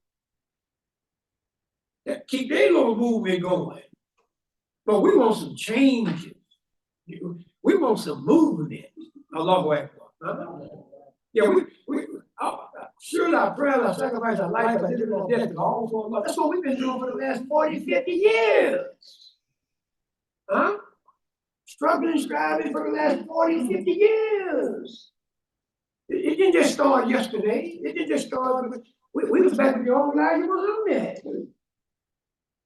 You know, we talking about soldiers in the community. You know, some people have never soldiers. When we say soldier, they went door to door knocking on those selling politics, newspaper. You know, talking about the messenger and love the messenger. I was telling Imam Salahuddin, and I'm gonna stop right here. My wife's her brother was martyred in the NOI. A truck run over him. Huh? An 18-wheeler hit them. Huh? See, we don't know some of us don't know what's going on around us. We're not sensitive to people that's been in this leadership, with us. So we quick to abandon each other. That's what I see. That's what I see. So, Brother Imam, if you don't mind, I'd like to make sure we got about an hour up here. And if you don't mind, inshallah. And this is a conversation. Take it back to your masjid. You know, take it back. Being an imam is more than just giving up that mimicking Arabic and giving your khutbah. Being an imam is much bigger than that. Look at the Prophet Muhammad, as the brother said. Look at Muhammad, the Prophet sallallahu alaihi wasallam. And look at our leading Imam Muhammad Rahim Ali. Gave his whole life. So all praise be to Allah. I'm inviting Imam Salahuddin up here. That's clear, that brother. Somebody just told me we got 10,000 people on Zoom. That's what they just told me. Somebody just said we got 10. So it's 10,000 people listening to us. Allahu Akbar.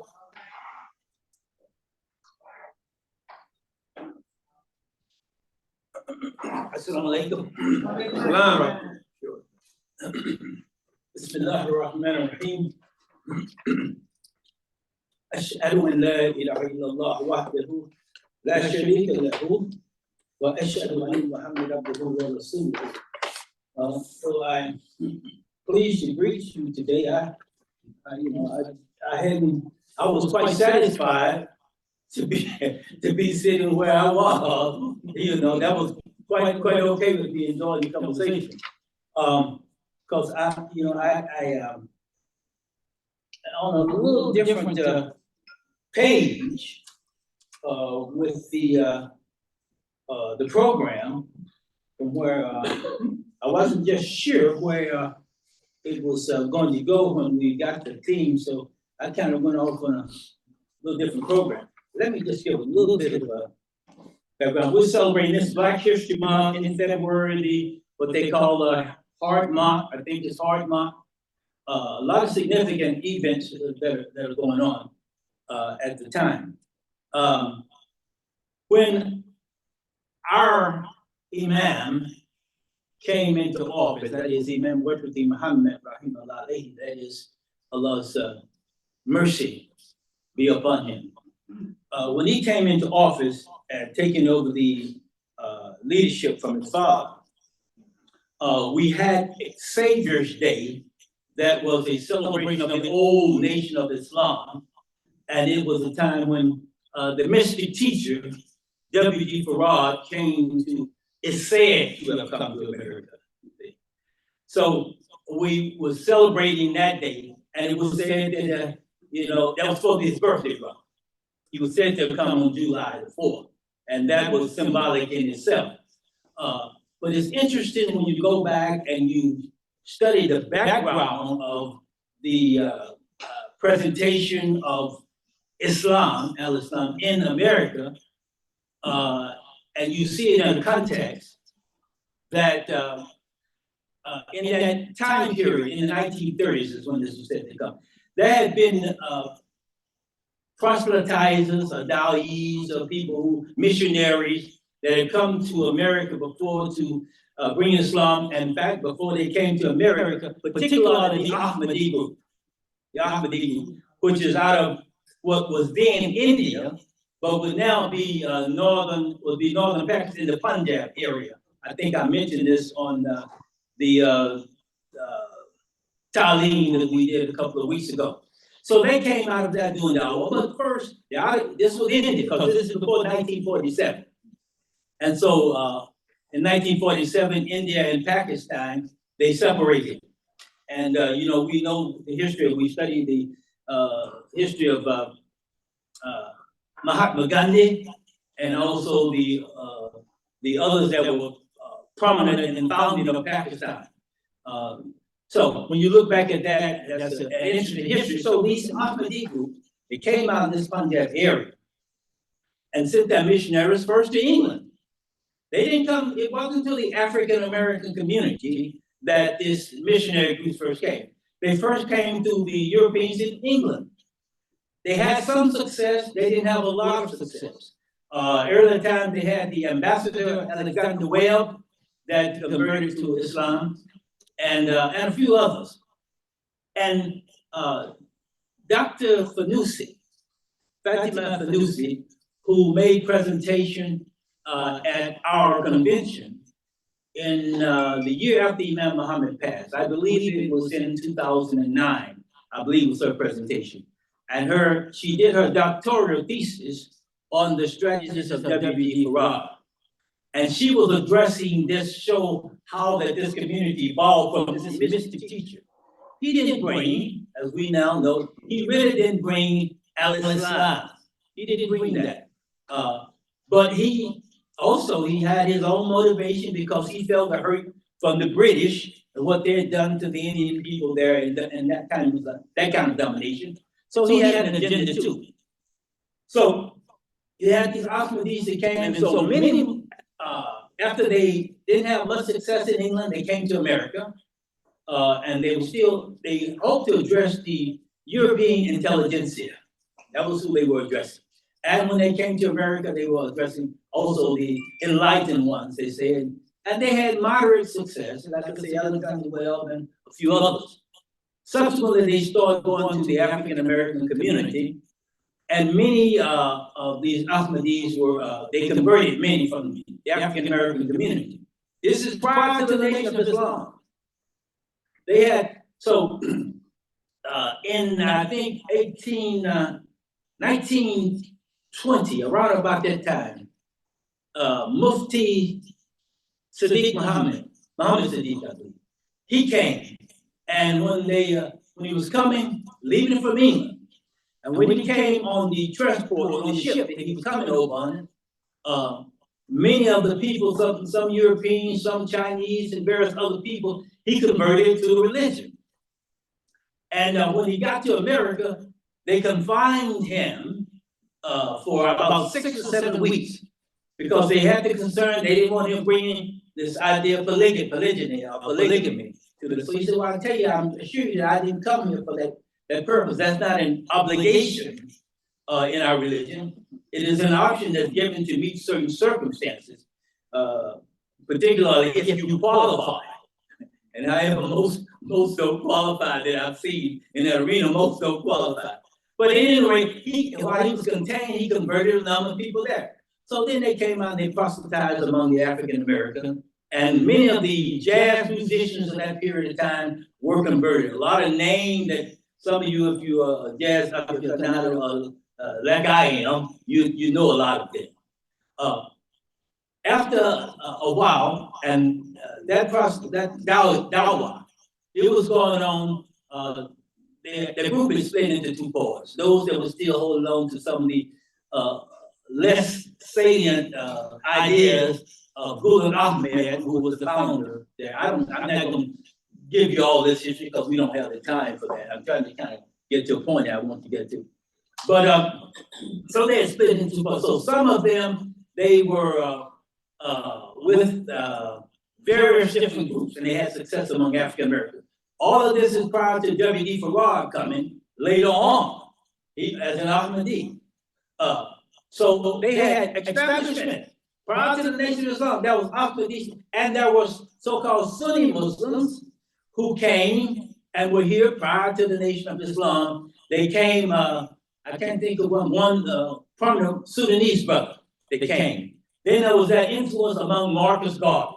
There was that influence with Noble Drew Ali. So it's an interesting history. One of the best books is I mentioned is Islam in the African American Experience by Brent Turner. And also there is a book published by our association. I can't think of the name of it. I have it on my thing, but I can't think of the name of it right now. But it was about, and it deals that kind of background prior to the Nation of Islam and the mystic teacher W.D. Farrar. So it is said W.D. Farrar came, and it is believed that he came first from Fiji, and he came from Fiji to America. Then subsequently he came into Detroit, and then from Detroit he began proselytizing there as a silk peddler, and then into Chicago. And we know about the conversion of the Honorable Elijah Muhammad, and the language that the Honorable Elijah Muhammad took on was not his, because he's from a Baptist background. That language that he took on was the language from W.D. Farrar. And Farrar put this language out because he was acting as a satirist, criticizing Western theological ideas. And he was saying, if you can say that the white man is God, or present God in a white image, then I can present this black God in a black image. And he says, I can have more credibility because I can trace the origin of our common origin as humanity. All of us come back from the continent of Africa. And one Caucasian lady, American scholar, she was telling to people, she said, just get over it. We all come from Africa. This is white woman said. She said, we all come from, she said, just get over it. So we can all trace our origin back to that Rift Valley around Kenya, Ethiopia, and then the people migrating from there, out of there going into what is now would be Yemen, and then coming on up into Arabia and the Kushite Empire. That's a whole long history. So we have to become knowledgeable of this history. Once, not just for Africa, but for people. This is the human history. And once we become knowledge of this history and our common origin, we can give up some of these crazy ideals that we have, that Farrar was addressing as a satirist. So he was, when he said the white man is the devil, he was a man that he knew that white skin and white flesh wasn't the devil. He knew that, but he's having attacking a psychology that you have of supremacy. So he came and he had about 5 different periods of time that he comes in. And he only stays for about 3.5 years. And he leaves, the Honorable Elijah Muhammad in charge, and he inherits this language. So it's a symbolic language that has to be unearthed and uncovered and unfolded and unwrapped. And finally, but much productivity came out of that period of time. And he left, even Muhammad was pointed out and predicted to be one that would come and really teach the religion properly. So we had these different groups promoting Islam in America before the Nation of Islam. But the Nation of Islam, and it made a dynamic impact because it went out with this dawah, with this language. It went out and, as Imam was saying, knocking on the door, selling the Muhammad speaks, and before the Muhammad speaks, they were selling the Pittsburgh Courier that Elijah Muhammad's column was appearing in, and several other African American newspapers. So it reached the African American community. So much was achieved during that time. So this is why I say I have a slightly different take of what I was doing, because I wasn't sure how the panel was going to go. This theme, empowerment through legacy, celebrating resonance, innovation, and unity in Black history. So I'm discussing this in the context of the Nation of Islam's history. And one of the things, when Imam Muhammad came into office, and later when he changed this day that was representing the birthday of Professor W.D. Farad, he, as given that language of Savior coming to us, yeah, he come in the role to help the African American people and save us from certain conditions and things like that as a da'i.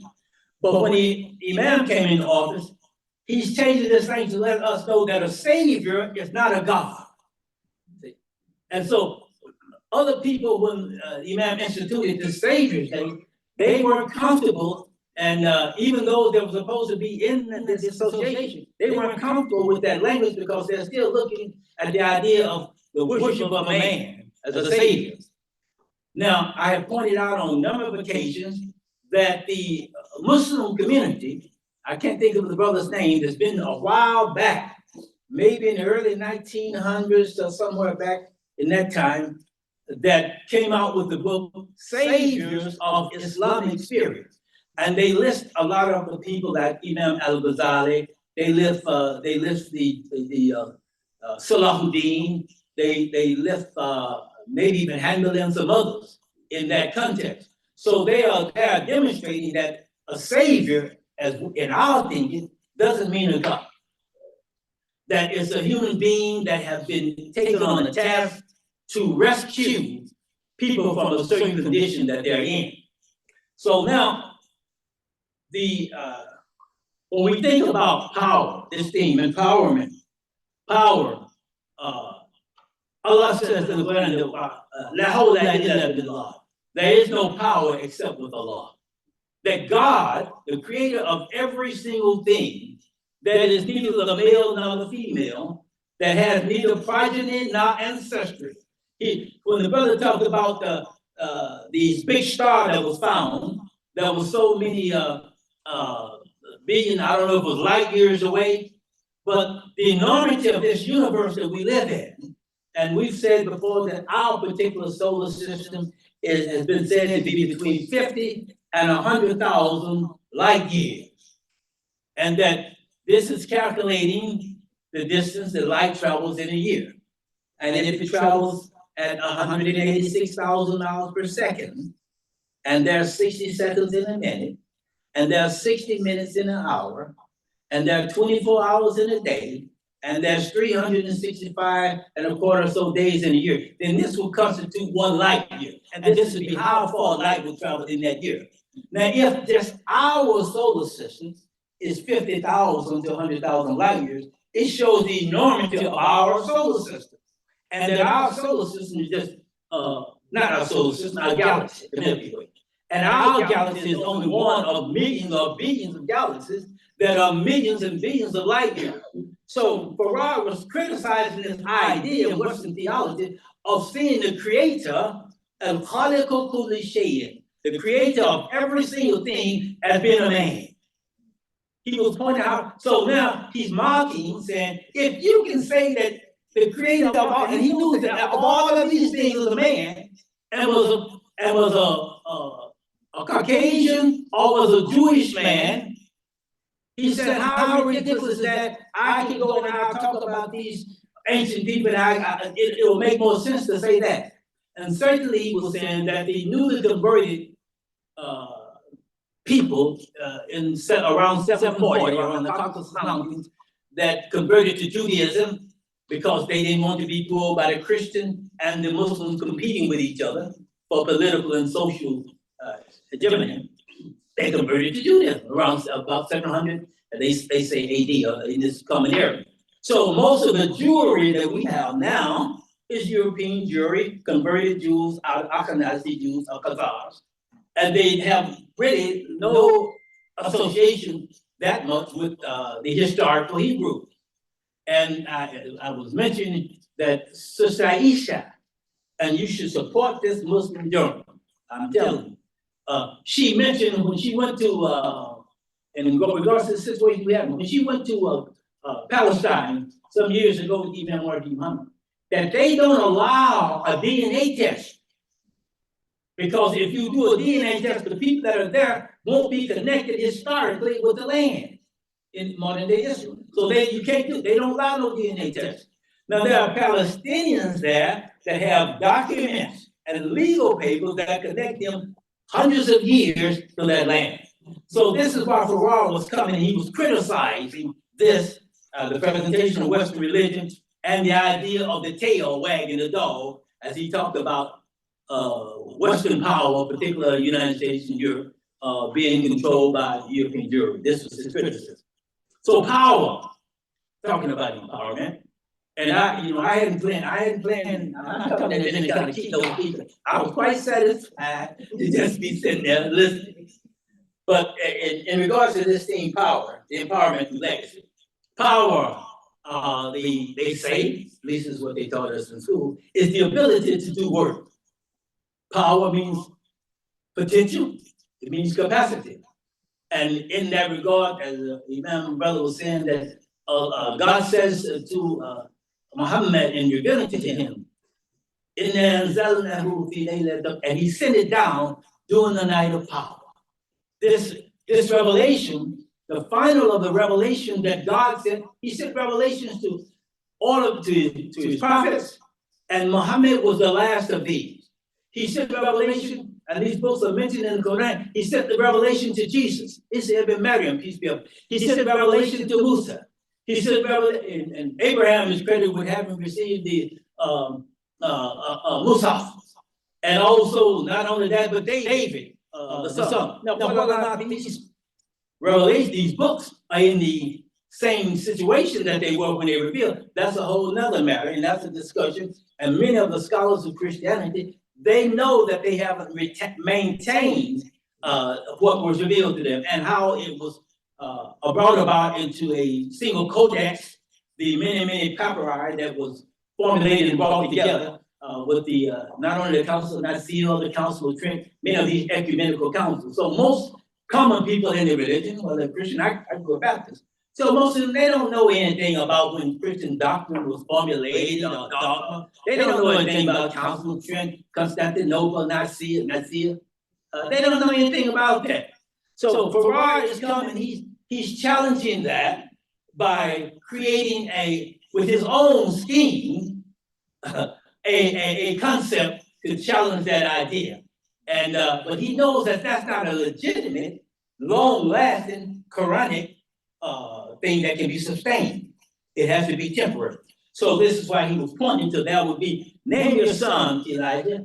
I'm writing his name on the back of the name him after me, and when he comes, he's going to teach the religion. He's going to teach it. So when power, the ability to do work in electronics, power is the voltage of potential time current.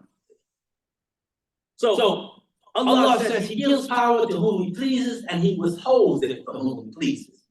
So we know when we talk about power, a lot of times they say, well, man, that's a powerful engine in that car. How many horsepower is that? That's what we say though. How many horsepower that thing got? It get up and go. So power is a lot of times spoken of as horsepower.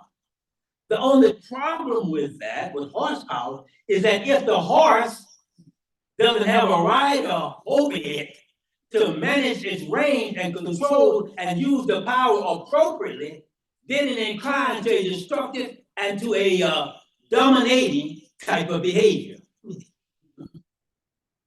So power, this capacity, this ability, or potential, the potential to act.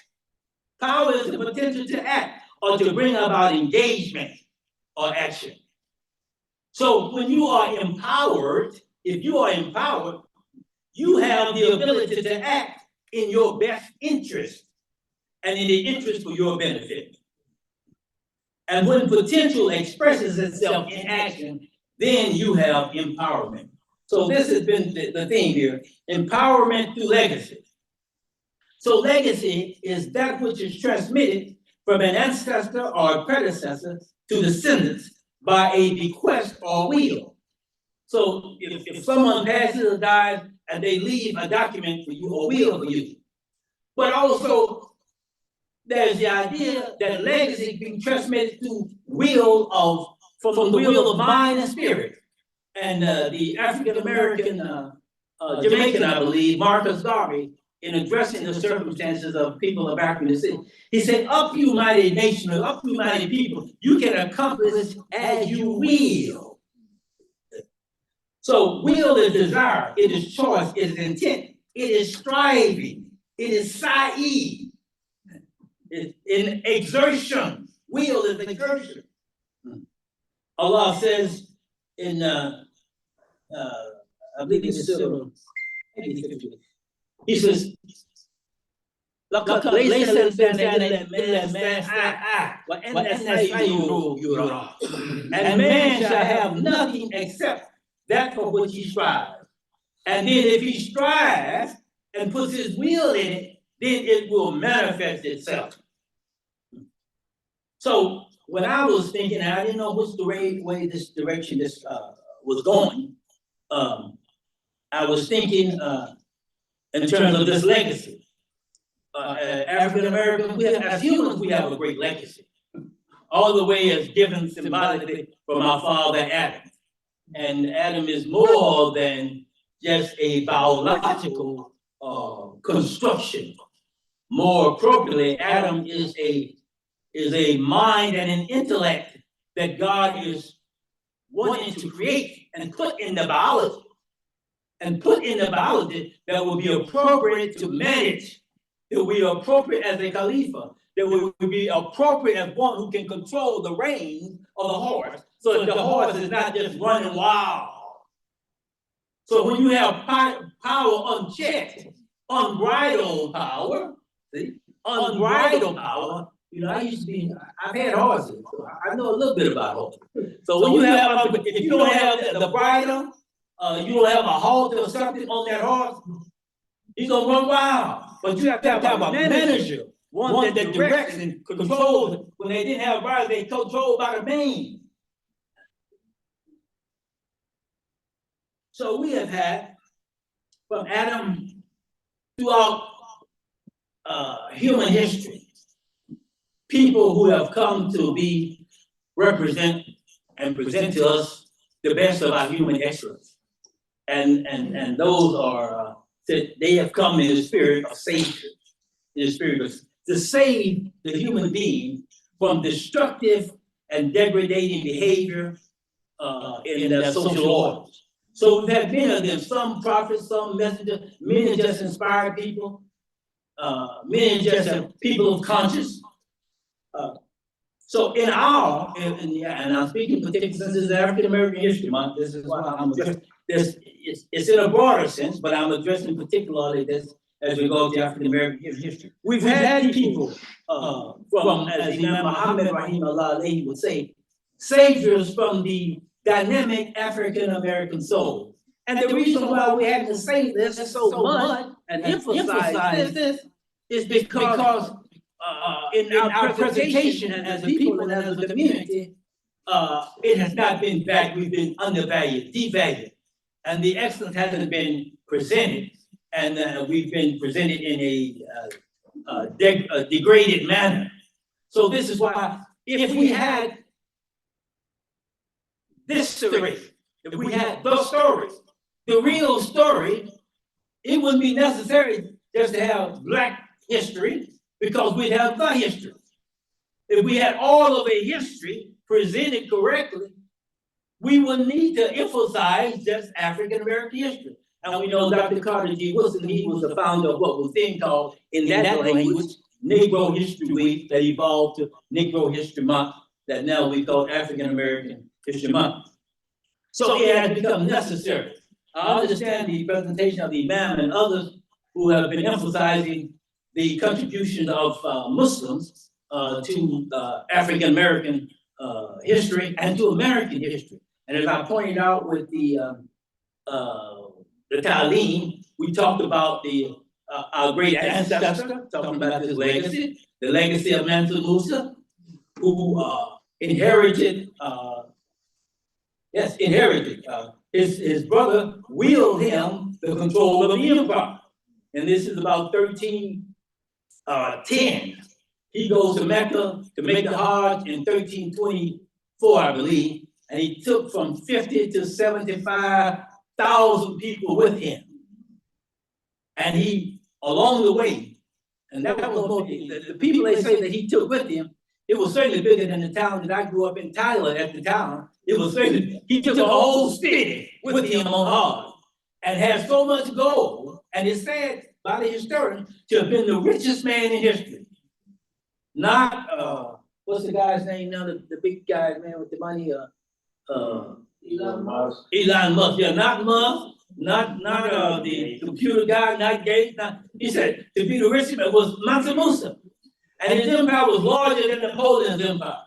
His empire was larger than all of the European states that he got. So, but this history is not presented. And he got to be and I'm kind of off the topic here, but he got to be the Mensa, which means leader. His name was Mensa Kalkan Musa was his name. Mensa, but he was the Mensa. He got to be the Mensa because his brother, Abu Bakr, turned over the kingdom to him because he had been getting information about lands that lay to the west. And he wanted to see the place of the setting sun. And eventually, he was so enamored by this and what the Quran and what was presented in the Quran that he set out and had a flotilla of 200 ships devised to be sent out. And it's in various other annuals that, Africa ain't had no ships. Well, he got reports of Africa sending giraffes to China. But this is not in the history. This is why we haven't emphasized Black history. And I remember when I was a student out at El Centro, we started the first Black student union in the Dallas County system in our apartment as we were students at El Centro here, because we were pushing for Black studies. Now we are back at the same thing again, trying to have African and African American history be presented in favorable light.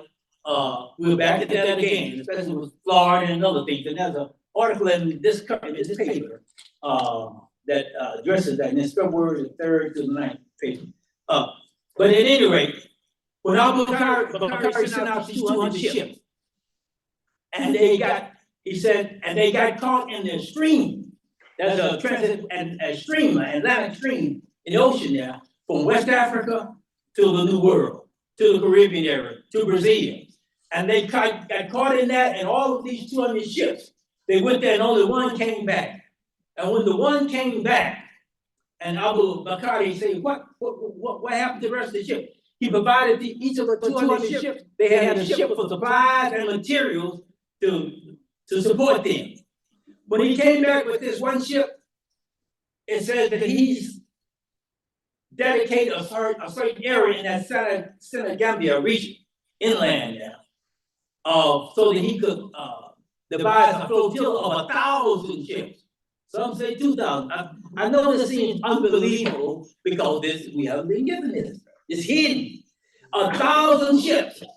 And each of those ships that were sent out, they had a combined supply ship. They go with them, and there might have been altogether 3 for every boat, for every other ship that was sent out. There might have been 2 support ships. anyway, he said and sailed to the New World. And there are things in the Journal of Columbus where he says sees the Africans coming back while he's going over, he sees the Africans coming back.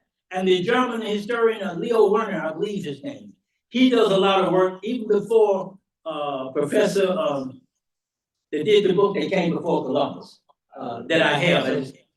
Van Sertima, yes. Before Van Sertima did this book, Leo Werner, a German, he does this African presence in the New World before Columbus.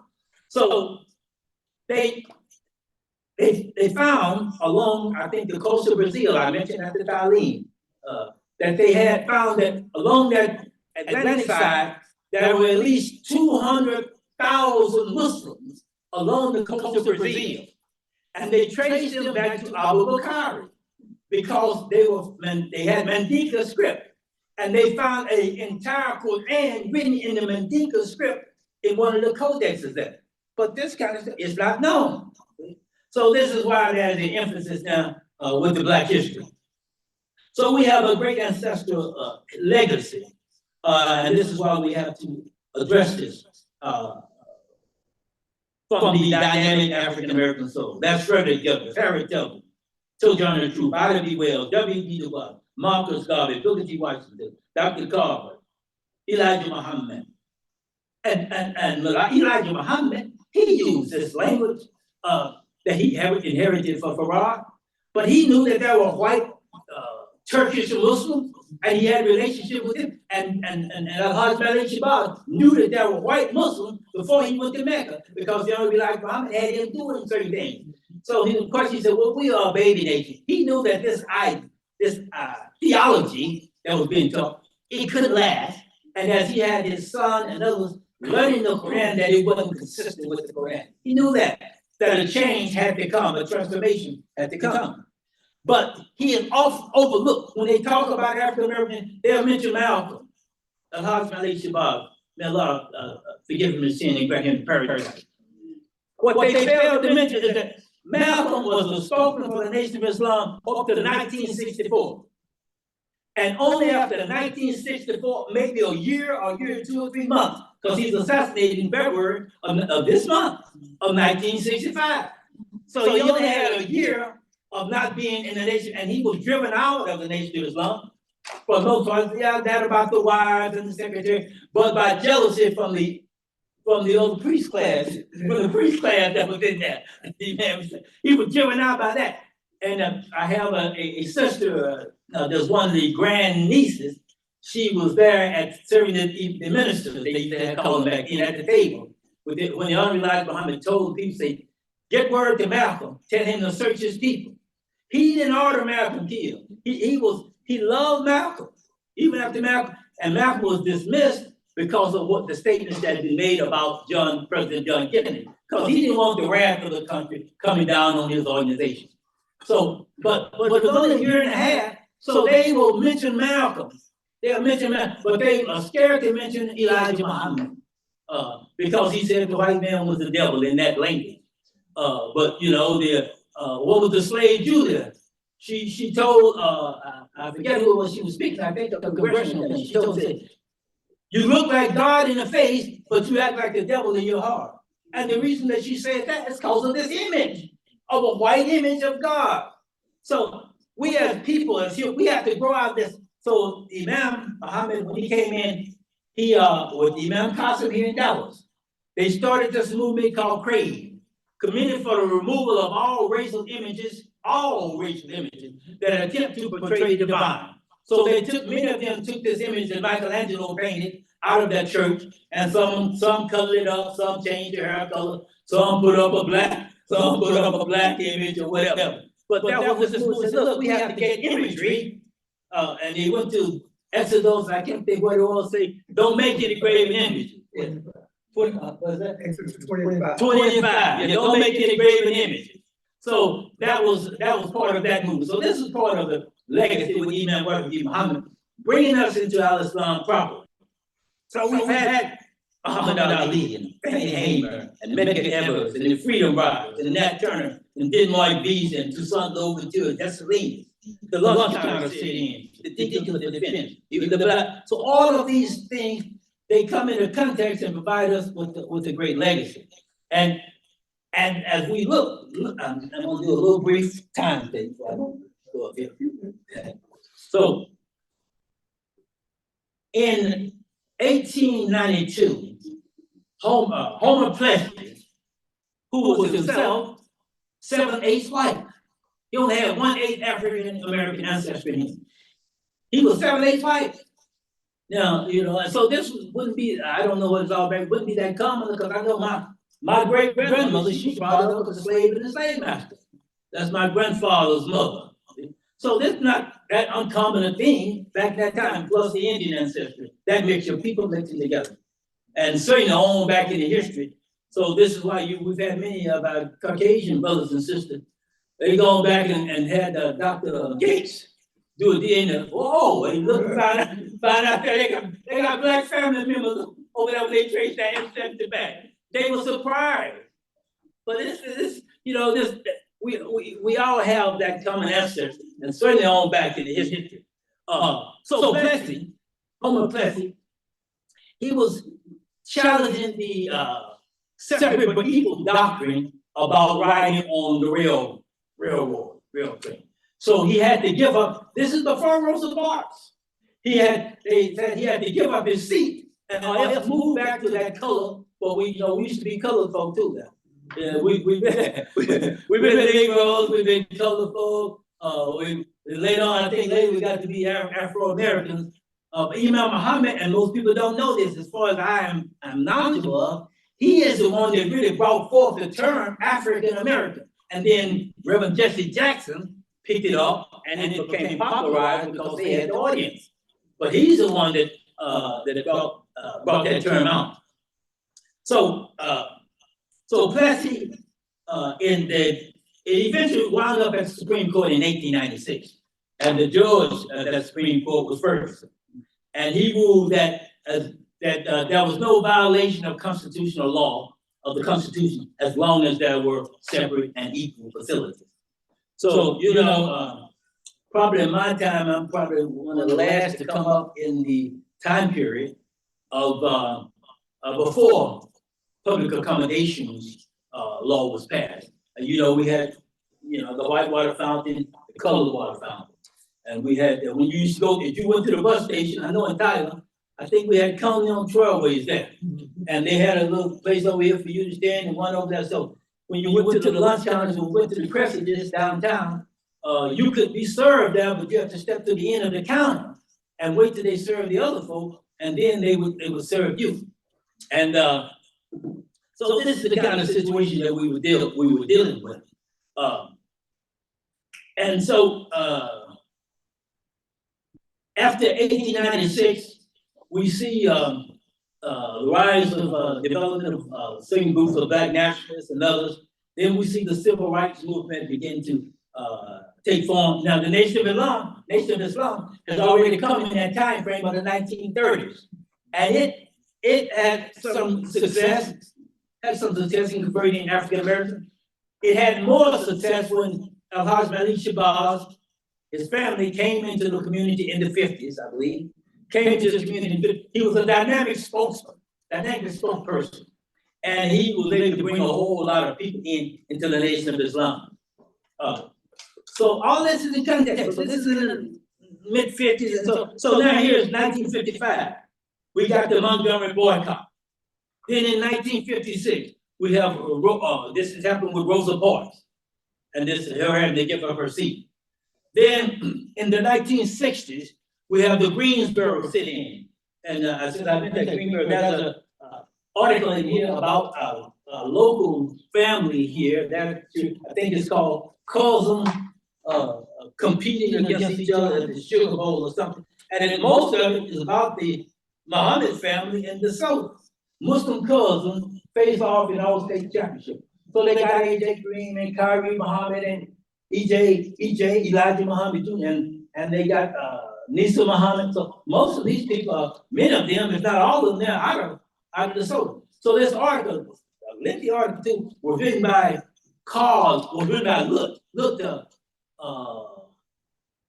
I think is it Carl Look? Maybe Carl Look is Called and the reason I mention that, because I'm talking about Greensboro, because he's out of Greensboro, where these, Look Williams, yes.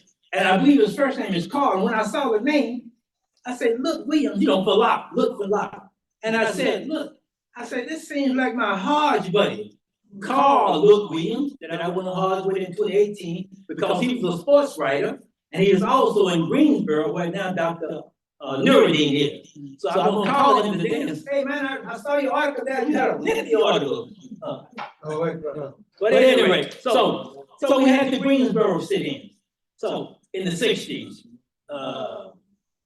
So they went to the lunch counters. The sit-in, we could, like I said, wait at the end, but they went in, they sit in at the white lunch counter. And they went through all kinds of things. This is part of our legacy. Up in February, and they began to have this from February to July of 1960 at the Woolworth stores. Yes. And so now in 1957, we had the Little Rock Nine. The Little Rock Nine in 1957. When we went to the Southwest Sectional Conference the last time, they was in Little Rock, and it is in Little Rock this year for our section. It is in Little Rock again this year. When we went there some years ago, we took this bus tour going by East Central High, I think was the name of it. So this happened in 1957. And so this is just after Thurgood Marshall and the challenge, the Honorable Thurgood Marshall and the challenge with the Topeka, Kansas Board of Education. And so this is how that it got integrated. And they had I think the governor there was Forbes, and he was confused. But Eisenhower, President Dwight D. Eisenhower, he sent National Guard troops down there to escort these children and let them go in and out of the school. And it's interesting to hear that story. And we got some of that when we were there. So all of this stuff is going on at this period of time. Brown versus Board of Education, Little Rock Nine, bus boycott in Alabama, Greensboro sit-ins, and then there were the Freedom Riders, 13 Freedom Riders, 7 blacks, 6 whites. They rode on these buses through segregated areas. And a lot of, some of the whites, I think some of them were 2 or 3, might have been Jewish or whatever, but they were riding in these areas. And we went to the museum in Washington, D.C., the National African American Museum. You see a layout of this, the Freedom Rider, and how they set the bus on fire. Set a bomb on it, blew the bus up, and the people were able to get off in time. But this is all part of the legacy and struggle that should not be forgotten by us, nor should it be forgotten by our general population. Because we want to see that those kind of things never happen to get again in a social order. So understanding those kind of things and experience in that context, you can understand better the disposition maybe with the Nation of Islam and other groups. And this is why Mike Wallace would say it wasn't entirely accurate. He was talking the hate that produced hate. He didn't really have the whole picture, but I understand the point that he was trying to demonstrate. So these Freedom Bus Riders, this was in 1961 from May to December to challenge segregation of state laws in transportation. And John Lewis, may Allah forgive him, he was one of those on those Freedom Riders. And I think James Farmer, of course, was the leader of this Freedom Riders. Now, this is in 1961. Now, what happened in 1963? There's the March on Washington with Dr. King for freedom, civil and economic freedom, jobs. So that was that. Then in 1965, there's the voters' right. So all of these things are not just happening haphazardly. They're all part of the mix that is happening, the cultural dynamics that are trying to change at this time. And people are acting and they are working. They're working during this period of time to empower themselves. So now what happens also at this time? With some of the student nonviolent coordinating committee, they're working down in Mississippi on voters registration, and they go through a lot of changes and difficulties and oppression. So now Stokely Carmichael comes up. He said, Black Power. So we're talking empowerment. So all of these things are interconnected. Medgar Evers is down there, and he gets killed down there in Jackson, Mississippi. Malcolm X is assassinated in 1965.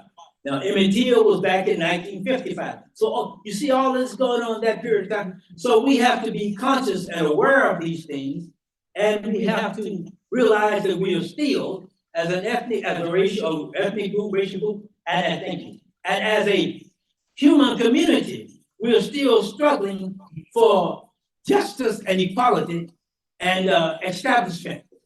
And so we have.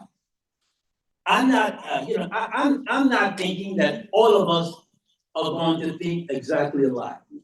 You know, that's a good idea, but it's not going to happen anytime soon. But with when I went sometime back, the students and the men were down in Houston, and they had me out in Stafford, I believe, to deliver the equipment out there. And the idea that I was addressing that unity doesn't necessarily mean sameness. See? So these Muslims that came into America, their goal was to promote al-Islam, but they had different perspectives. But what we have to have is to have some common objectives so that we can have sure and agree on work toward these common objectives. And just like with the Kaaba, we all have that as a Qibla, Muslims. We all have that as a Qibla. But it says, wherever you are, if you're over here, turn your faith to this, keep this central focus. Don't lose the main central focus.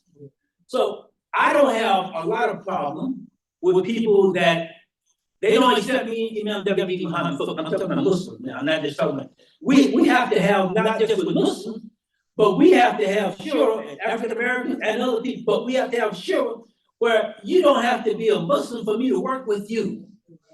We have some common interests and some common things that affect us all. So we have to be able to work with each other. The Christians have to be able to work with the Muslims and the Jews and other folk that may not even be religious for good, wholesome values and achievements for society. We have to be able to work on some common things. And we will have our own interests. And we will compete, and we are, as in a race, we're going to compete with you, representing our interests, for having these common things that we work toward in common. So, and I'm hearing to get off my soapbox here. And get to a close. Yes. So we have all of these different approaches and different kinds of achievement. W.E.B. Du Bois, he worked one way, and he was not in agreement with Booker T. Washington. You know, he's working at that time. He eventually becomes a Pan-African, and he eventually ends up might be Ghana, where he passed in Ghana. And so Carmichael, he ends up in Guinea, I believe. But so W.B. Du Bois, he was on the NAACP. We had other people that were controlling and moving there too. But he was promoting this integration and also access to public accommodations and back then. He was doing that. Booker T. Washington was to carry your buckets down where you are. So some have compared this idea with W.B. Du Bois as the efforts of Dr. Martin Luther King Jr. May Allah forgive him the sins and grant him the paradise. Martin Luther King Jr. represented that aspect of that kind of approach, and Honorable Elijah Muhammad represented the approach of Booker T. Washington, do for self. So, but what many people don't know still, that although Malcolm might have said some harsh things at different times about Dr. King, later you come and you see them together on the picture, they're both smiling, they're both friendly. But they have their own agenda and they have their own approaches. They don't know that Martin Luther King, Dr. King, came to visit the Honorable Elijah Muhammad in his home in Chicago. Other than outside of our community, they don't see that picture out there. And they didn't want it out at that time because they know that was going to undermine Dr. King and his efforts. So, but we have to be able to, with these differences, we have to be able to look at having some common objectives that we work on, and then have some sugar or we come to some consensus about, what we do about certain things. And that doesn't preclude you from working for the good, or precludes me from working for the good. Okay. Now, when the Imam Muhammad came in office in 1975, and he came and said, look, I got to tell you this. I got to tell you that the black man ain't God. he said, I got to tell you the black man ain't God. So we've been walking with that crutch. That felt good. You know, white man, black man, oh, that felt good because the mistreatment that we had gotten for so long, you know. And so, but I got to tell you that the black man didn't come spinning as an atom in space, told darkness and create the universe. I got to tell you that's mythology. Professor W.D. Farrar and Yakub didn't put explosives into the earth and blast the moon out. And it lost all its water. He said, I just got to come and straighten you out on this.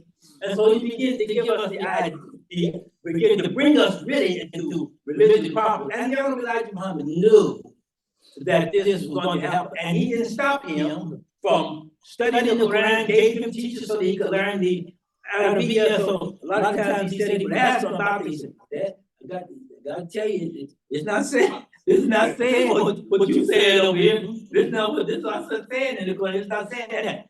So if we can go back and look at that history, we can appreciate that. We can see where we were and where we came from, where we are and where we came from, and appreciate that development, that evolved growth. So I don't have as much problem with people having different. What I do have a problem with, don't come into our community and take over the resources of our community.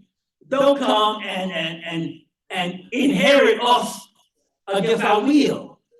See, don't come and inherit us against our will. That's the problem. And that was a very excellent, very nice, I think Lisa sent it out. I didn't know she was back there. When you back there when I'm talking about your, you seen it, I know you've seen the argument. When you back there when I'm talking about AJ and yeah. So that whole Muhammad family, you know. But I think my friend, I think he wrote that call. I'm going to ask him. But so the problem here is that don't come and inherit our facility. And this has been a problem. So when the man came in office, and he began to bring the truth and begin to bring the Quran, bring the life of the prophet and put it in perspective. Yes, the Honorable Elijah Muhammad is not the messenger of Allah. WD Farrar is not Allah. God will appear in person. You have to straighten that out. There were those who much too much. They last for about 2-3 years. We gotta go back and get this. We can't walk without this. So they went back to it, and they began to bring people. So after the truth came, some departed. Then there were others that I guess it wasn't coming up for some of them, and the Imam is bringing Tawheed. And so some of them they left to go, we need to go here where they got real Islam over here. So they went off to the immigrant brothers and sisters, somebody else, to put a head on the body, and they didn't trust what Allah had blessed them with the raising up of the Honorable Imam W.D. Muhammad. So some became very prominent and are very prominent out there and do good work. And we're all in this Ummah Muhammad. But many of us we don't realize that we have an association. You're talking about many don't realize that we have an association. Manners got an association.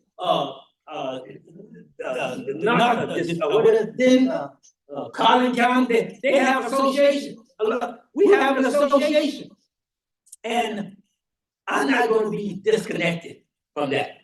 And I don't have a problem with you having yours, but I don't want you inheriting our assets. Some of them are inherited and they're going to do good things with it. But we still don't like the idea that you take over our facilities. And when you present it, sometimes when you make a presentation, you may be talking, and we such and such, and it's good that we did, but those saying that they weren't even there. They weren't there. And there's a certain period, they don't say, okay, now the association under Imam W.D. Muhammad out of the Nation of Islam, they came and they did this up to this time. Now in 1970 such and such, and so we took over. Yeah, we took over and now we are doing this. So it's, you know, so that's the only concern that I have. Just be straight up. Oh, no. Just be straight. So I'm concluding, man. But I just wanted to point those things out. So we have to learn how to cooperate with each other. Have to have sure, we have to have transparency, and that was and is a problem with our association. So and it's not just a problem here. When we went to the down in Orlando, that was the issue there, and properties all across the nation have been lost out of this association. And there are diminished schools, there are diminished numbers. We're losing our young people. They still don't keep the attachment. They're lost. So we have this much diminishing. And so this is a situation that we have to address and that has to be corrected. And I think that's about all that I'm going to say. Oh, so one other thing for the paper. One other thing for the paper. Like Dr. Nas says, I got to go now. I got to go now. But in this same paper, on I think page 7, I believe it's on page 7. There's 2 articles on there. I'm just going to mention them. It says, remembering our past, redefining our present, reaffirming our future, the teaching of our own history. So what they're doing is that we get down in Florida and other places, look, one Baptist church or convention, they said, look, we know the Santas and others, they want to whitewash this history. They don't want to tell the truth about this, and they want to sanitize it. He said, but we're going to have to teach our own history, and they're lobbying also to try to make efforts against them down there so they can get Black history included in the curriculum. I think it's a Christian convention. So we support that. We have to work on it to support that. They don't have to be Muslim. We got to come in. We support that. The other thing here, the other article is it's called A Different. It's talking about yes. I'll just say what it is since I don't see it there. It's talking about perhaps a different approach to Black history. So they talk about, say, yes, we all, at Black History Month, we all bring out all the entertainers and all the athletes and the sports figures. He said, that's good. But let's have a different approach because our history is more than entertainment. It's more than athletics. It's more than that. It's more than, as the sister said in the book, we are more than our hips and our thighs. And all of that. So there's a whole richness of history that we have to rediscover for our people and our contribution that we have made to America. So that is the empowerment that we'll get to appreciating our legacy.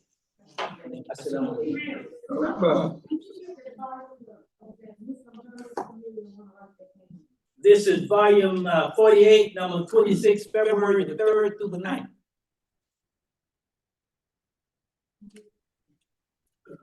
All right. Assalamu alaikum. Takbir. Takbir. Takbir. Imam Tajir said he didn't come. He was already ready. We stay ready. Excellent, brother. This presentation should have been on KERA. They didn't show up, but it's okay. You know, this is what our people need to understand. That's why we here. Brother man, we appreciate you. We thank you, each one of you that's here. For those that didn't eat, you can go make your plate now. We got a little time frame. You got to kind of get out. But if anyone had any little quick questions or comments that they want to make, they can do that now. But we got a few minutes. I got an announcement. Announcement? Yeah. Okay. For those who don't know, the Dallas Masjid of Al Islam is having an important business meeting tomorrow at 2:00. On the construction of the new masjid. For the elder sisters, if you plan on going to any Jumas or anything that's going on in the community over there, it's best to get out early because all the construction equipment is gonna be on that main inside masjid area. So your sister won't have to walk that, or she get there early. Assalamu alaikum. Salam, brother Hassan.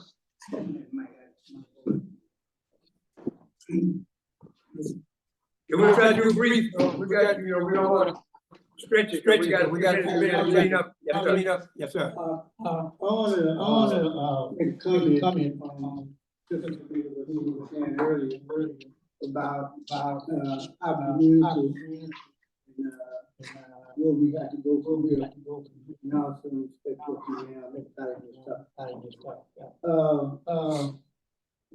When Imam Muhammad came into our community, and he went Saudi Arabia, and I heard that, the Muslim leader there said that Allah would create a Khalifa in America. And so I went to a meeting with the Imam, and I put this question to the Imam here in Dallas, big community. And I said, if Allah has created a police in America, I said, what is the angel? Where is this? It was quiet in the room for almost 5 minutes. I'm trying to get some feedback. You get any feedback. So what I'm saying is that when Imam Muhammad came into our community, he reminded us that Allah said he recreated creation. So in 1975, Imam Muhammad was recreating us, our thinking, our mind. And in that concept, you could also see Abraham, where Allah told him to purify his master, his house. And in the same token, as they were cleaning out the physical house, they were cleaning out their house. Because this body, although we call it our body, but Allah created this. So this is his house. This body belongs to him. So, in the same sense, I'm gonna cut this short. When Imam passed away, he gave us the same history Prophet Muhammad gave. He said that I'll leave you two things: the Quran and my example. I know a lot of imams and study Arabic, and they have two words that describe sunnah. And a lot of people take that word to mean that Prophet Muhammad came up with something else other than the Quran. I hear him talk. But he said that I leave you the Quran and my sunnah. You didn't leave no leader. If you left you the Quran and his example, what you gonna lead for? Everybody's leading. Because everybody have a shared responsibility. That's the democracy that he gave us. So I know right here in Dallas, Texas, I've been here for about 30 years. When the struggle came, who would be the next leader in this community, the Nawaz Muhammad community? Who would be the next leader? And I was saying, the hell are they talking about? Who would be the next leader? Well, Muhammad didn't be no leader. I leave you the Quran and my Sunnah. Soon as those leadership during the time of Prophet Muhammad started already fighting the who's gonna be the next leader, the same thing happened right here in Dallas, Texas. How many different emails have we had in this community when we look back at the past? How many different emails did we have here?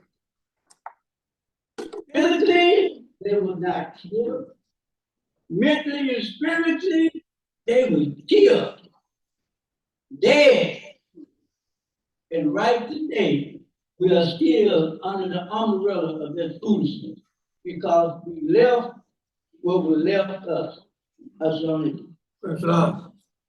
Any other question, any other comments? We wanna pack this food out of here, people. We don't wanna leave all this halal meat, Sister Nisa.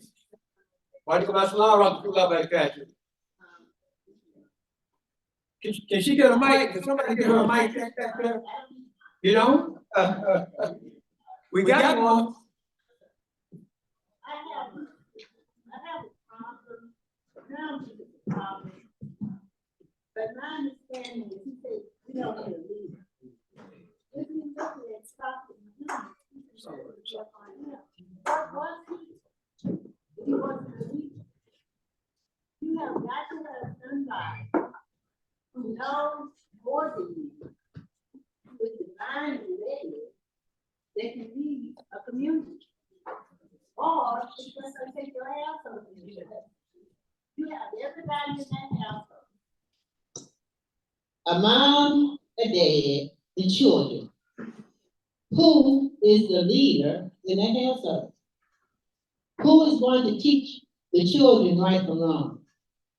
So we do need a leader. And when I say we need a leader, we need we do need someone who follows the example of Prophet Muhammad. Because the Lord says he is the perfect example. Yes. My husband is not the perfect example. He can inspire, but he is not the perfect example. So he's following the sunnah of Prophet Muhammad. He is the leader of that household. You know, so I don't know. And I'm sure that there are other people who know a whole lot more than me, and I'm not just, saying, but just touching my heart and my soul, I cannot tell Noah and Naeem that they don't need a leader. Because they don't know anything. Now they can be a leader in their school, doing what's right, but we do need a leader. And we need everything. We need to follow, like Sister Canella said. We need to study our religion. We need to follow the sunnah of Prophet Muhammad. But we need to know what the sunnah of Prophet Muhammad is. It's just like the brother said before. When knowledge came, then, different opinions came about. Everybody thought, well, I interpret it this way. But if we go back and get to the interpretation from those who know, who are knowledgeable, who know the Arabic, because I think hot means one thing, and it's unfolding. Because I have, like, brother, he can tell you it's 8:30, predicate or something like that. But in English, we want to talk that was 1 or 2. And so he's telling me in Arabic, it's 8. So, but that was my thing. If I'm in error, please correct me, but I do think that there has to be somebody that is in leadership. All right, I want to add this here to the, hold on right quick, brother. I would like to say this here. In Imam W.D. Muhammad, Rahimahullah, and his father, the Honorable Muhammad, Sister Clara Muhammad, Rahimahullah, Imam Muhammad witnessed his dad on the prayer rug. I don't know if anyone of you have heard that. Let me see the hand. Imam Muhammad, he shared with us that he saw his dad praying on the prayer rug. And he said he went to his mother. And he said, Mom, he said, Dad is in there praying like the Muslims do over in the East.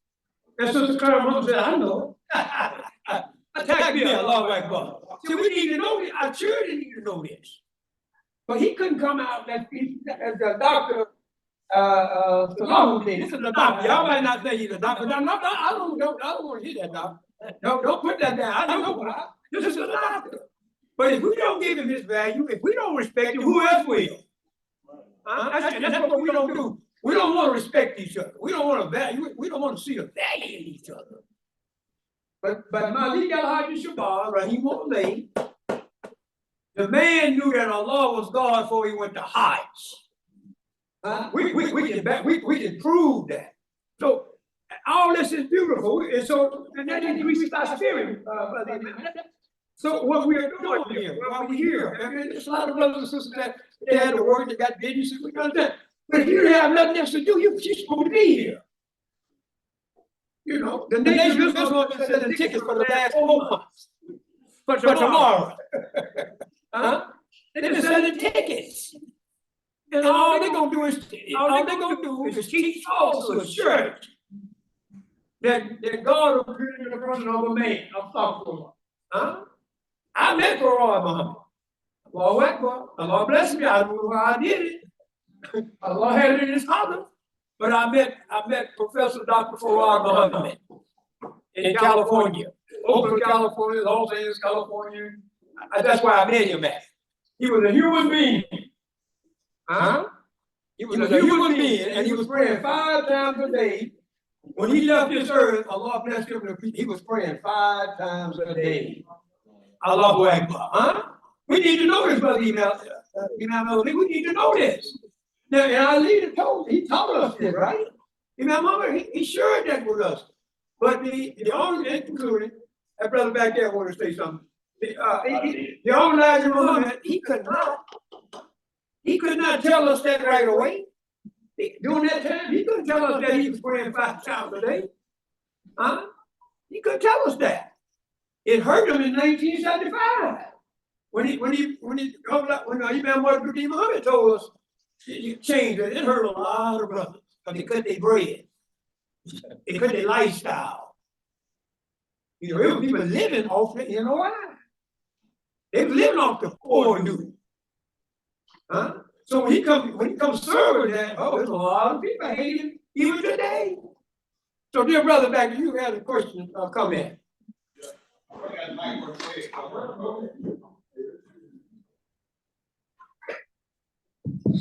Assalamu alaikum. You want to say something? Yeah. Okay. I literally grew up in this community, and it's just real short. This is what I was saying. I said this last week to another group. We talked about our association, and we have people in government. I think we may have more authors than any other association, Muslims here in the U.S. So we have professionals. But where I think we're losing a lot of our youth and we're not getting our message out is because there's a world of scholarship, and we have to meet a certain standard in what we put out to the people. And this is not a personal attack on anyone, but we have to upgrade the way we present the Imam's message. That's how, in my opinion, how we give them a good home. You talk about Nation of Islam. We know they're giving foolishness, but they have so-called scholars that give Arabic, Quranic ayats and things to justify what they're doing.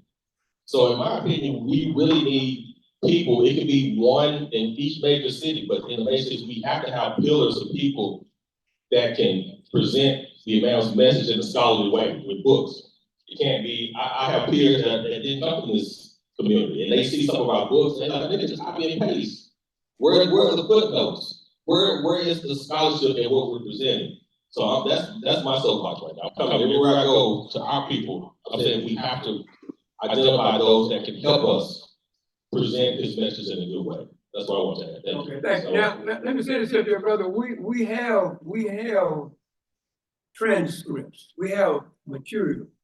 We have books that'll do that. We have, but see, the spirit, the only difference is the spirit of the people who are with someone else, not us. That's the difference. Coca-Cola, Pepsi-Cola is 2 different, they both soft drinks, but they 2 different companies. Okay? So we as the people, our association, this association is, we are in a struggle with other associations, other umbrellas. We are in a struggle with them. Okay? Allahu Akbar now. I know you could be aware of it. Some people see it, some don't. But we've had people charge us, oh, they don't have no book. We read 3 days a week. We read 34 manuscripts. Oh, no, 35. 35 manuscripts, lectures. Right? And all this is material produced by Imam WDM. Quran and Bible. Huh? Quran and Bible, philosophy, psychology, huh? Yeah. So, you know, we know who, I know who's with us as a group. You know, I know who, and I'm just saying, I know who's really working with us. And I know the ones working against us. Brother Elamine. Assalamu alaikum. I appreciate this forum. And it's very important for us in our community, like Ishmael. I too grew up in this community. We stand on the shoulders of giants. And if we don't spread this message, our history, our stories, because other people are already trying to engage in it, take over it, and spread it for their own purpose. If we don't hold this close to our chest and spread and tell our own story, especially this in Dallas, in the history of our community here in Dallas, and link it to the beautiful history that we have with Imam Worthy Muhammad Rahim Allah, Elijah Muhammad, as the Imam said, it's crazy how we can mention Malik El-Haj Shabazz or El-Haj Malik, and we don't mention the Honorable Elijah Muhammad. How we can mention Muhammad Ali, and we don't mention the Honorable Elijah Muhammad. We can mention all of these great athletes that we hold in high regard, but none of us mention the Honorable Elijah Muhammad and what he did and his efforts that was passed on to his son. They don't share this African American history in our communities, in schools, in centers. Right. We are responsible for doing it. All right, but. If we don't do it, they're gonna close the book. Yes, sir, brother. I just want to make one brief comment, and I can appreciate what the brother said about scholarship. And we do want to upgrade our scholarship, and we have people who are doing that. And we, as far as putting us go and that kind of thing, yes, we want to be able to do that. I'm hoping that I can get some other, I really know stuff from other, I don't just read the WD Muhammad's commentary. But in reading his commentary, I have found that there will be other scholars that I read from, and excellent, good work, but I have not seen the insight. I can have a footnote from this sheikh said that, or Taridi or somebody else, but that's good. Oh, that's good. But even with all of that, and yet I haven't seen, for instance, I haven't seen one. Why you wash your hands like this? I haven't seen why prayers at this time? Why you do these many rock eyes here? I haven't seen insight. So we are not dependent on them for insight, but we appreciate their scholarship and we should avail ourselves of it. And I hope to continue to do so. But I haven't seen it. I'm still looking, but I have not seen it yet. Yeah. Oh yeah. Oh yeah. So but we want to upgrade. Yeah, but Brother Ishmael, there is a competition. And we see the scrimmage.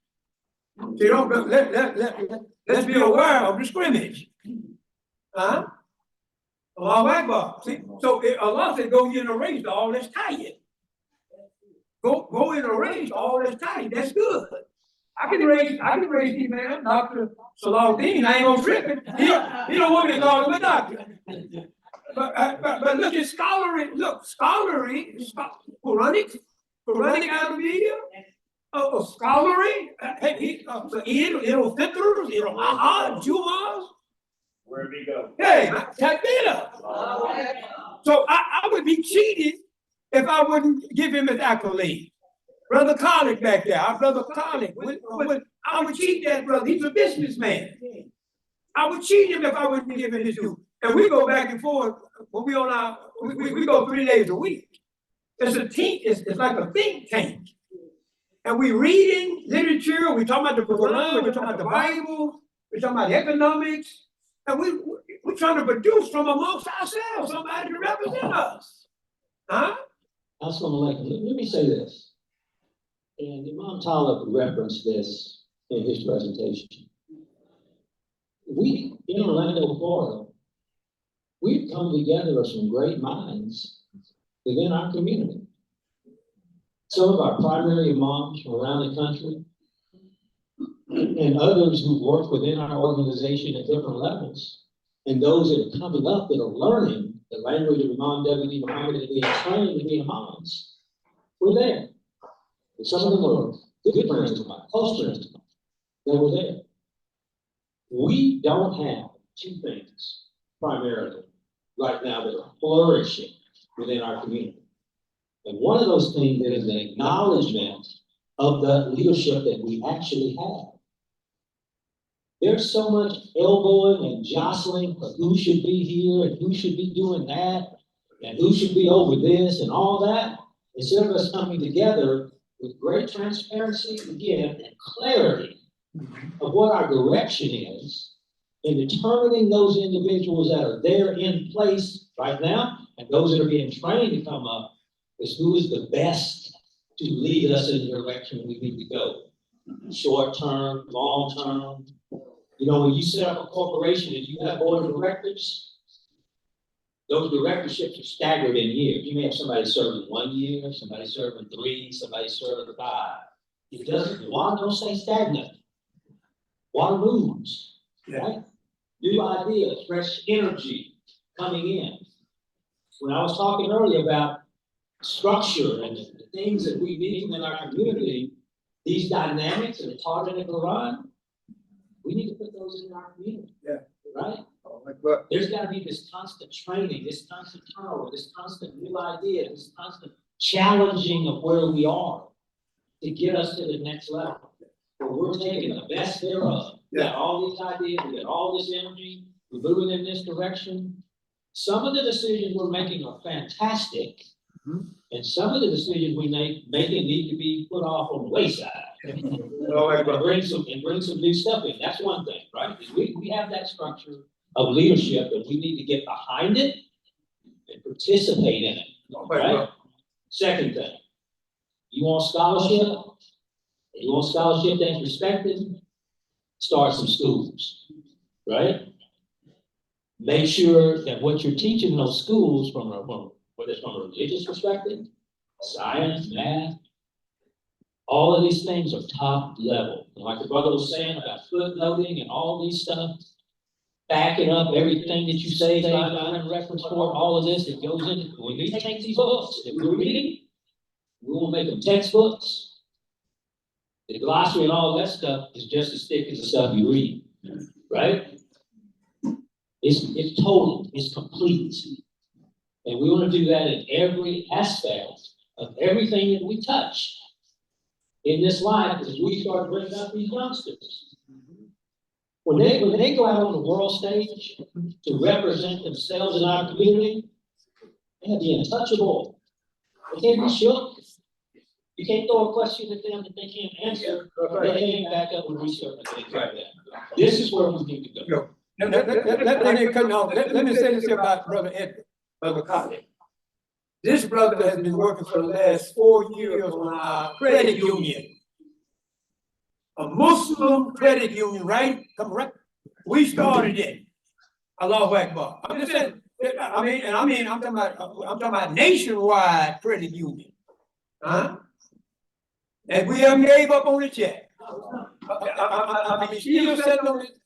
So I'm just saying, these are things that we're doing, you know? So don't come in and try to slip it up on us, because we're here. Allahu Akbar. We got something for you.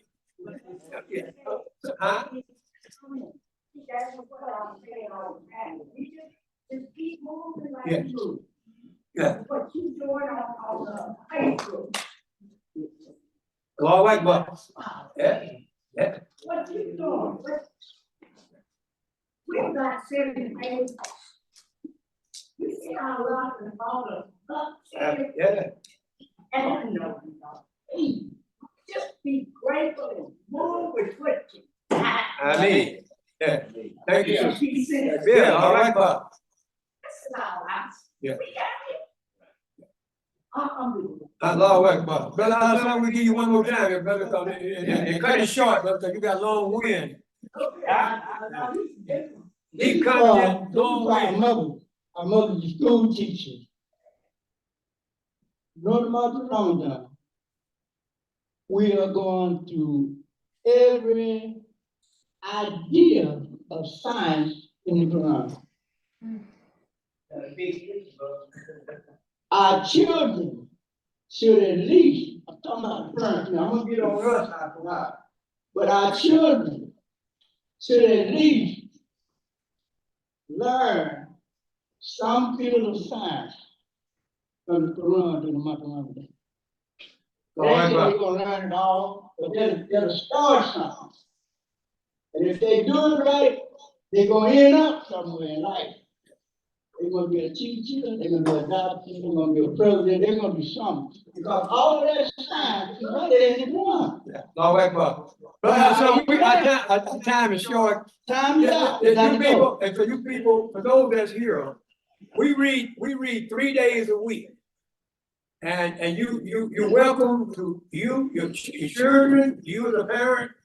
We have parenting, all of these topics, we cover these. And we have a universal line 24/7 that can be utilized. We have a conference call line that can be utilized anytime that the sisters want to come together and do a sisters thing, a children thing. We have a conference call line for that. Put your platform on there, huh? That's what it's for. And all of us are together. So any other comments here before we get out of here? Because they're rushing us out of here, you know. I mean, we can stay here all night. I love the company. I love to see y'all as a family. Is that right, Brother Elohim? You going, brother? Huh? Check me out.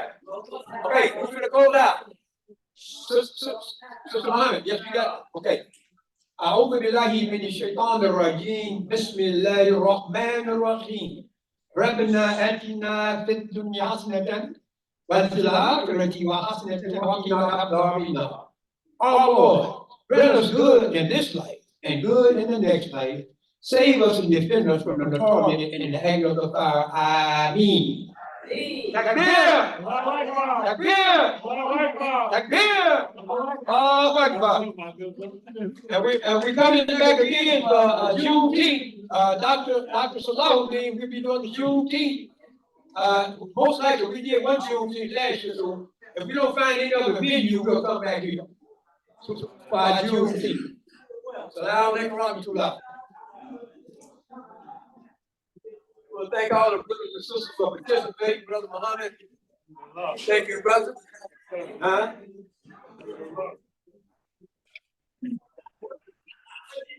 There it is.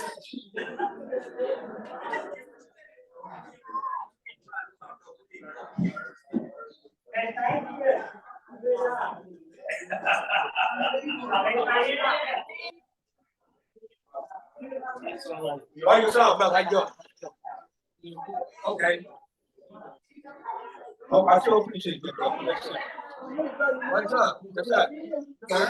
Allahu Akbar. Yeah, see, brother, all of us came from the same earth. But right now we like this. So what we're trying to do is bring us back to where we were before we split. We keep doing this. And it's for Allah. It's for Allah. You a doctor. I said you a scholar is doctor. But if people don't see you, if the person don't see you as a scholar, they just walk on. You know, hey, you know what? We'll keep doing what we do. Yeah.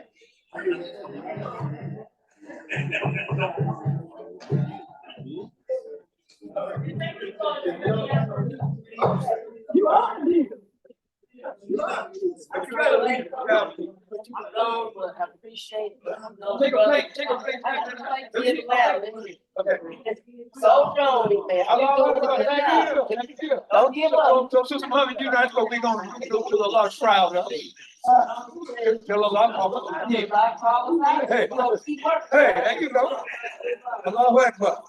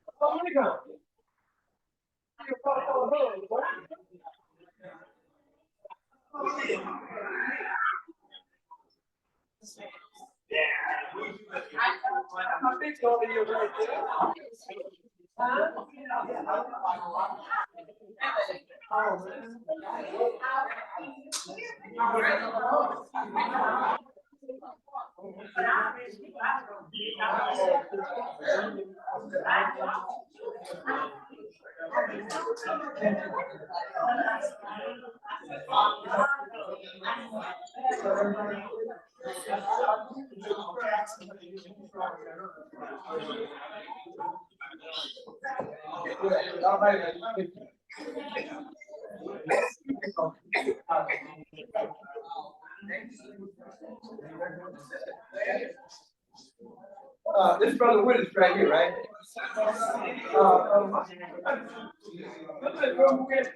People online. On Facebook, somebody got 10,000 people on Facebook. I don't know how to do that, boy.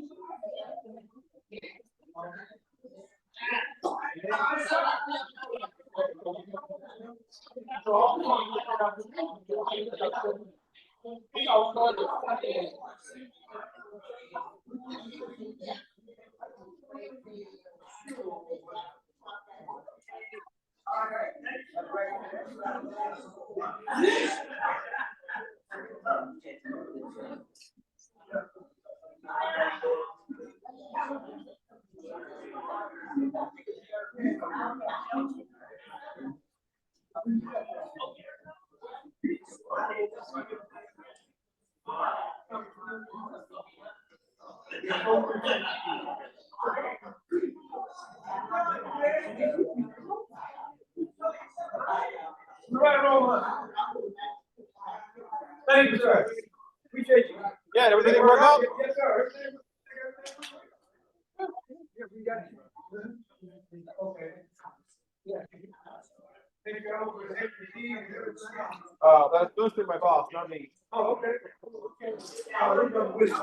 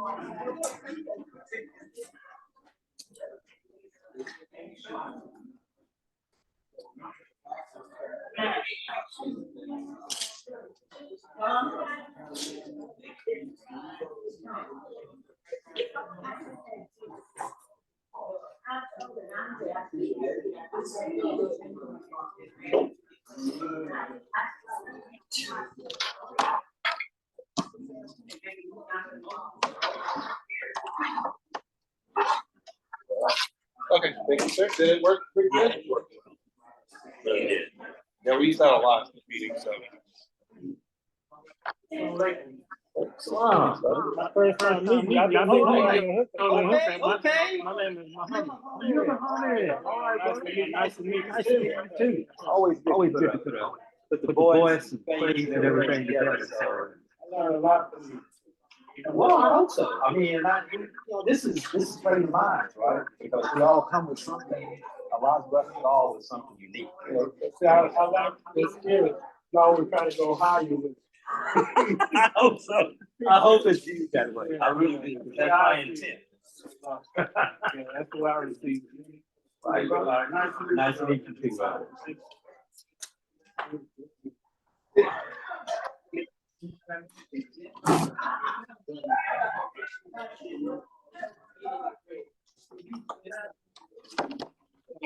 Thank you so much. How you doing? I'm Brother Edward. I'm Brother Daoud. Oh, okay. Yes, I heard you over the phone, so. Yes, yes, we heard each other. This is beautiful to get to see each other. Yeah, good to see you. Alhamdulillah.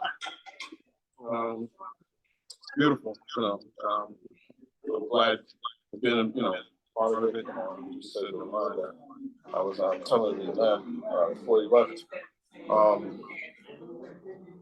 I just made Hidra from Greensboro. Okay. Okay. I've been there 6 years. So all right. I mentioned Brother Luke, Dr. Norton. I was over there. Yeah, it's like, I just left them. Okay. I got to call Brother Luke. I meant to call him anyway. So it's a good reminder and information.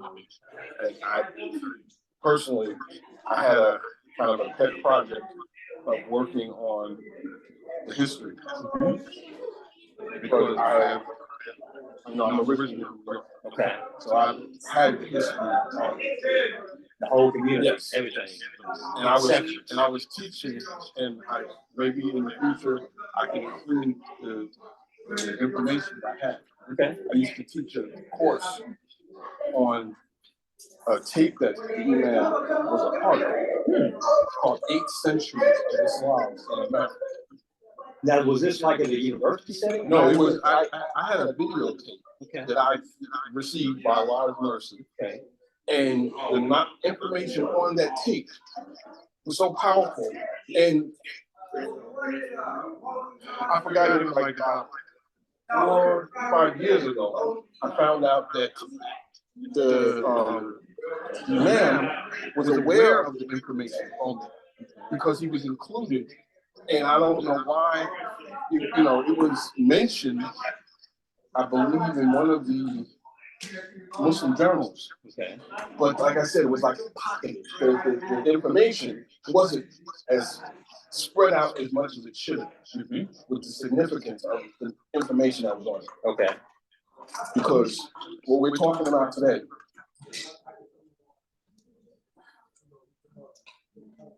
we as a people don't know our full history. The people coming over here don't know our history. So when I'm telling them, they're like, "Oh yeah, it's Islam." I'm like, "You know how long it's been over here? Y'all don't know." It's like I have African American and Native American in my blood, and Islam is a part of both sides. Right. And by law and grace, I was blessed with the information of knowledge tying that. And it's like, it didn't just start, going all the way back. And 9/10 of people out of this folks are ignorant of that. Well, it's Native and like the brother was saying. They teach their history, teach our history. Yeah, but it's you have to know the history, right? Yeah, you have to know the total. My teacher, when I came into Islam 20 years ago, we used to teach at Islamic studies at a Claremont High School in Brooklyn, Master Khalifa. You know, I used to be a part of the class, and he always told me just keep quiet because he knew my observation of what I'm seeing. I'm like, this is a school. It has a Muslim name, but it's not the full knowledge of Islam. They're not being taught.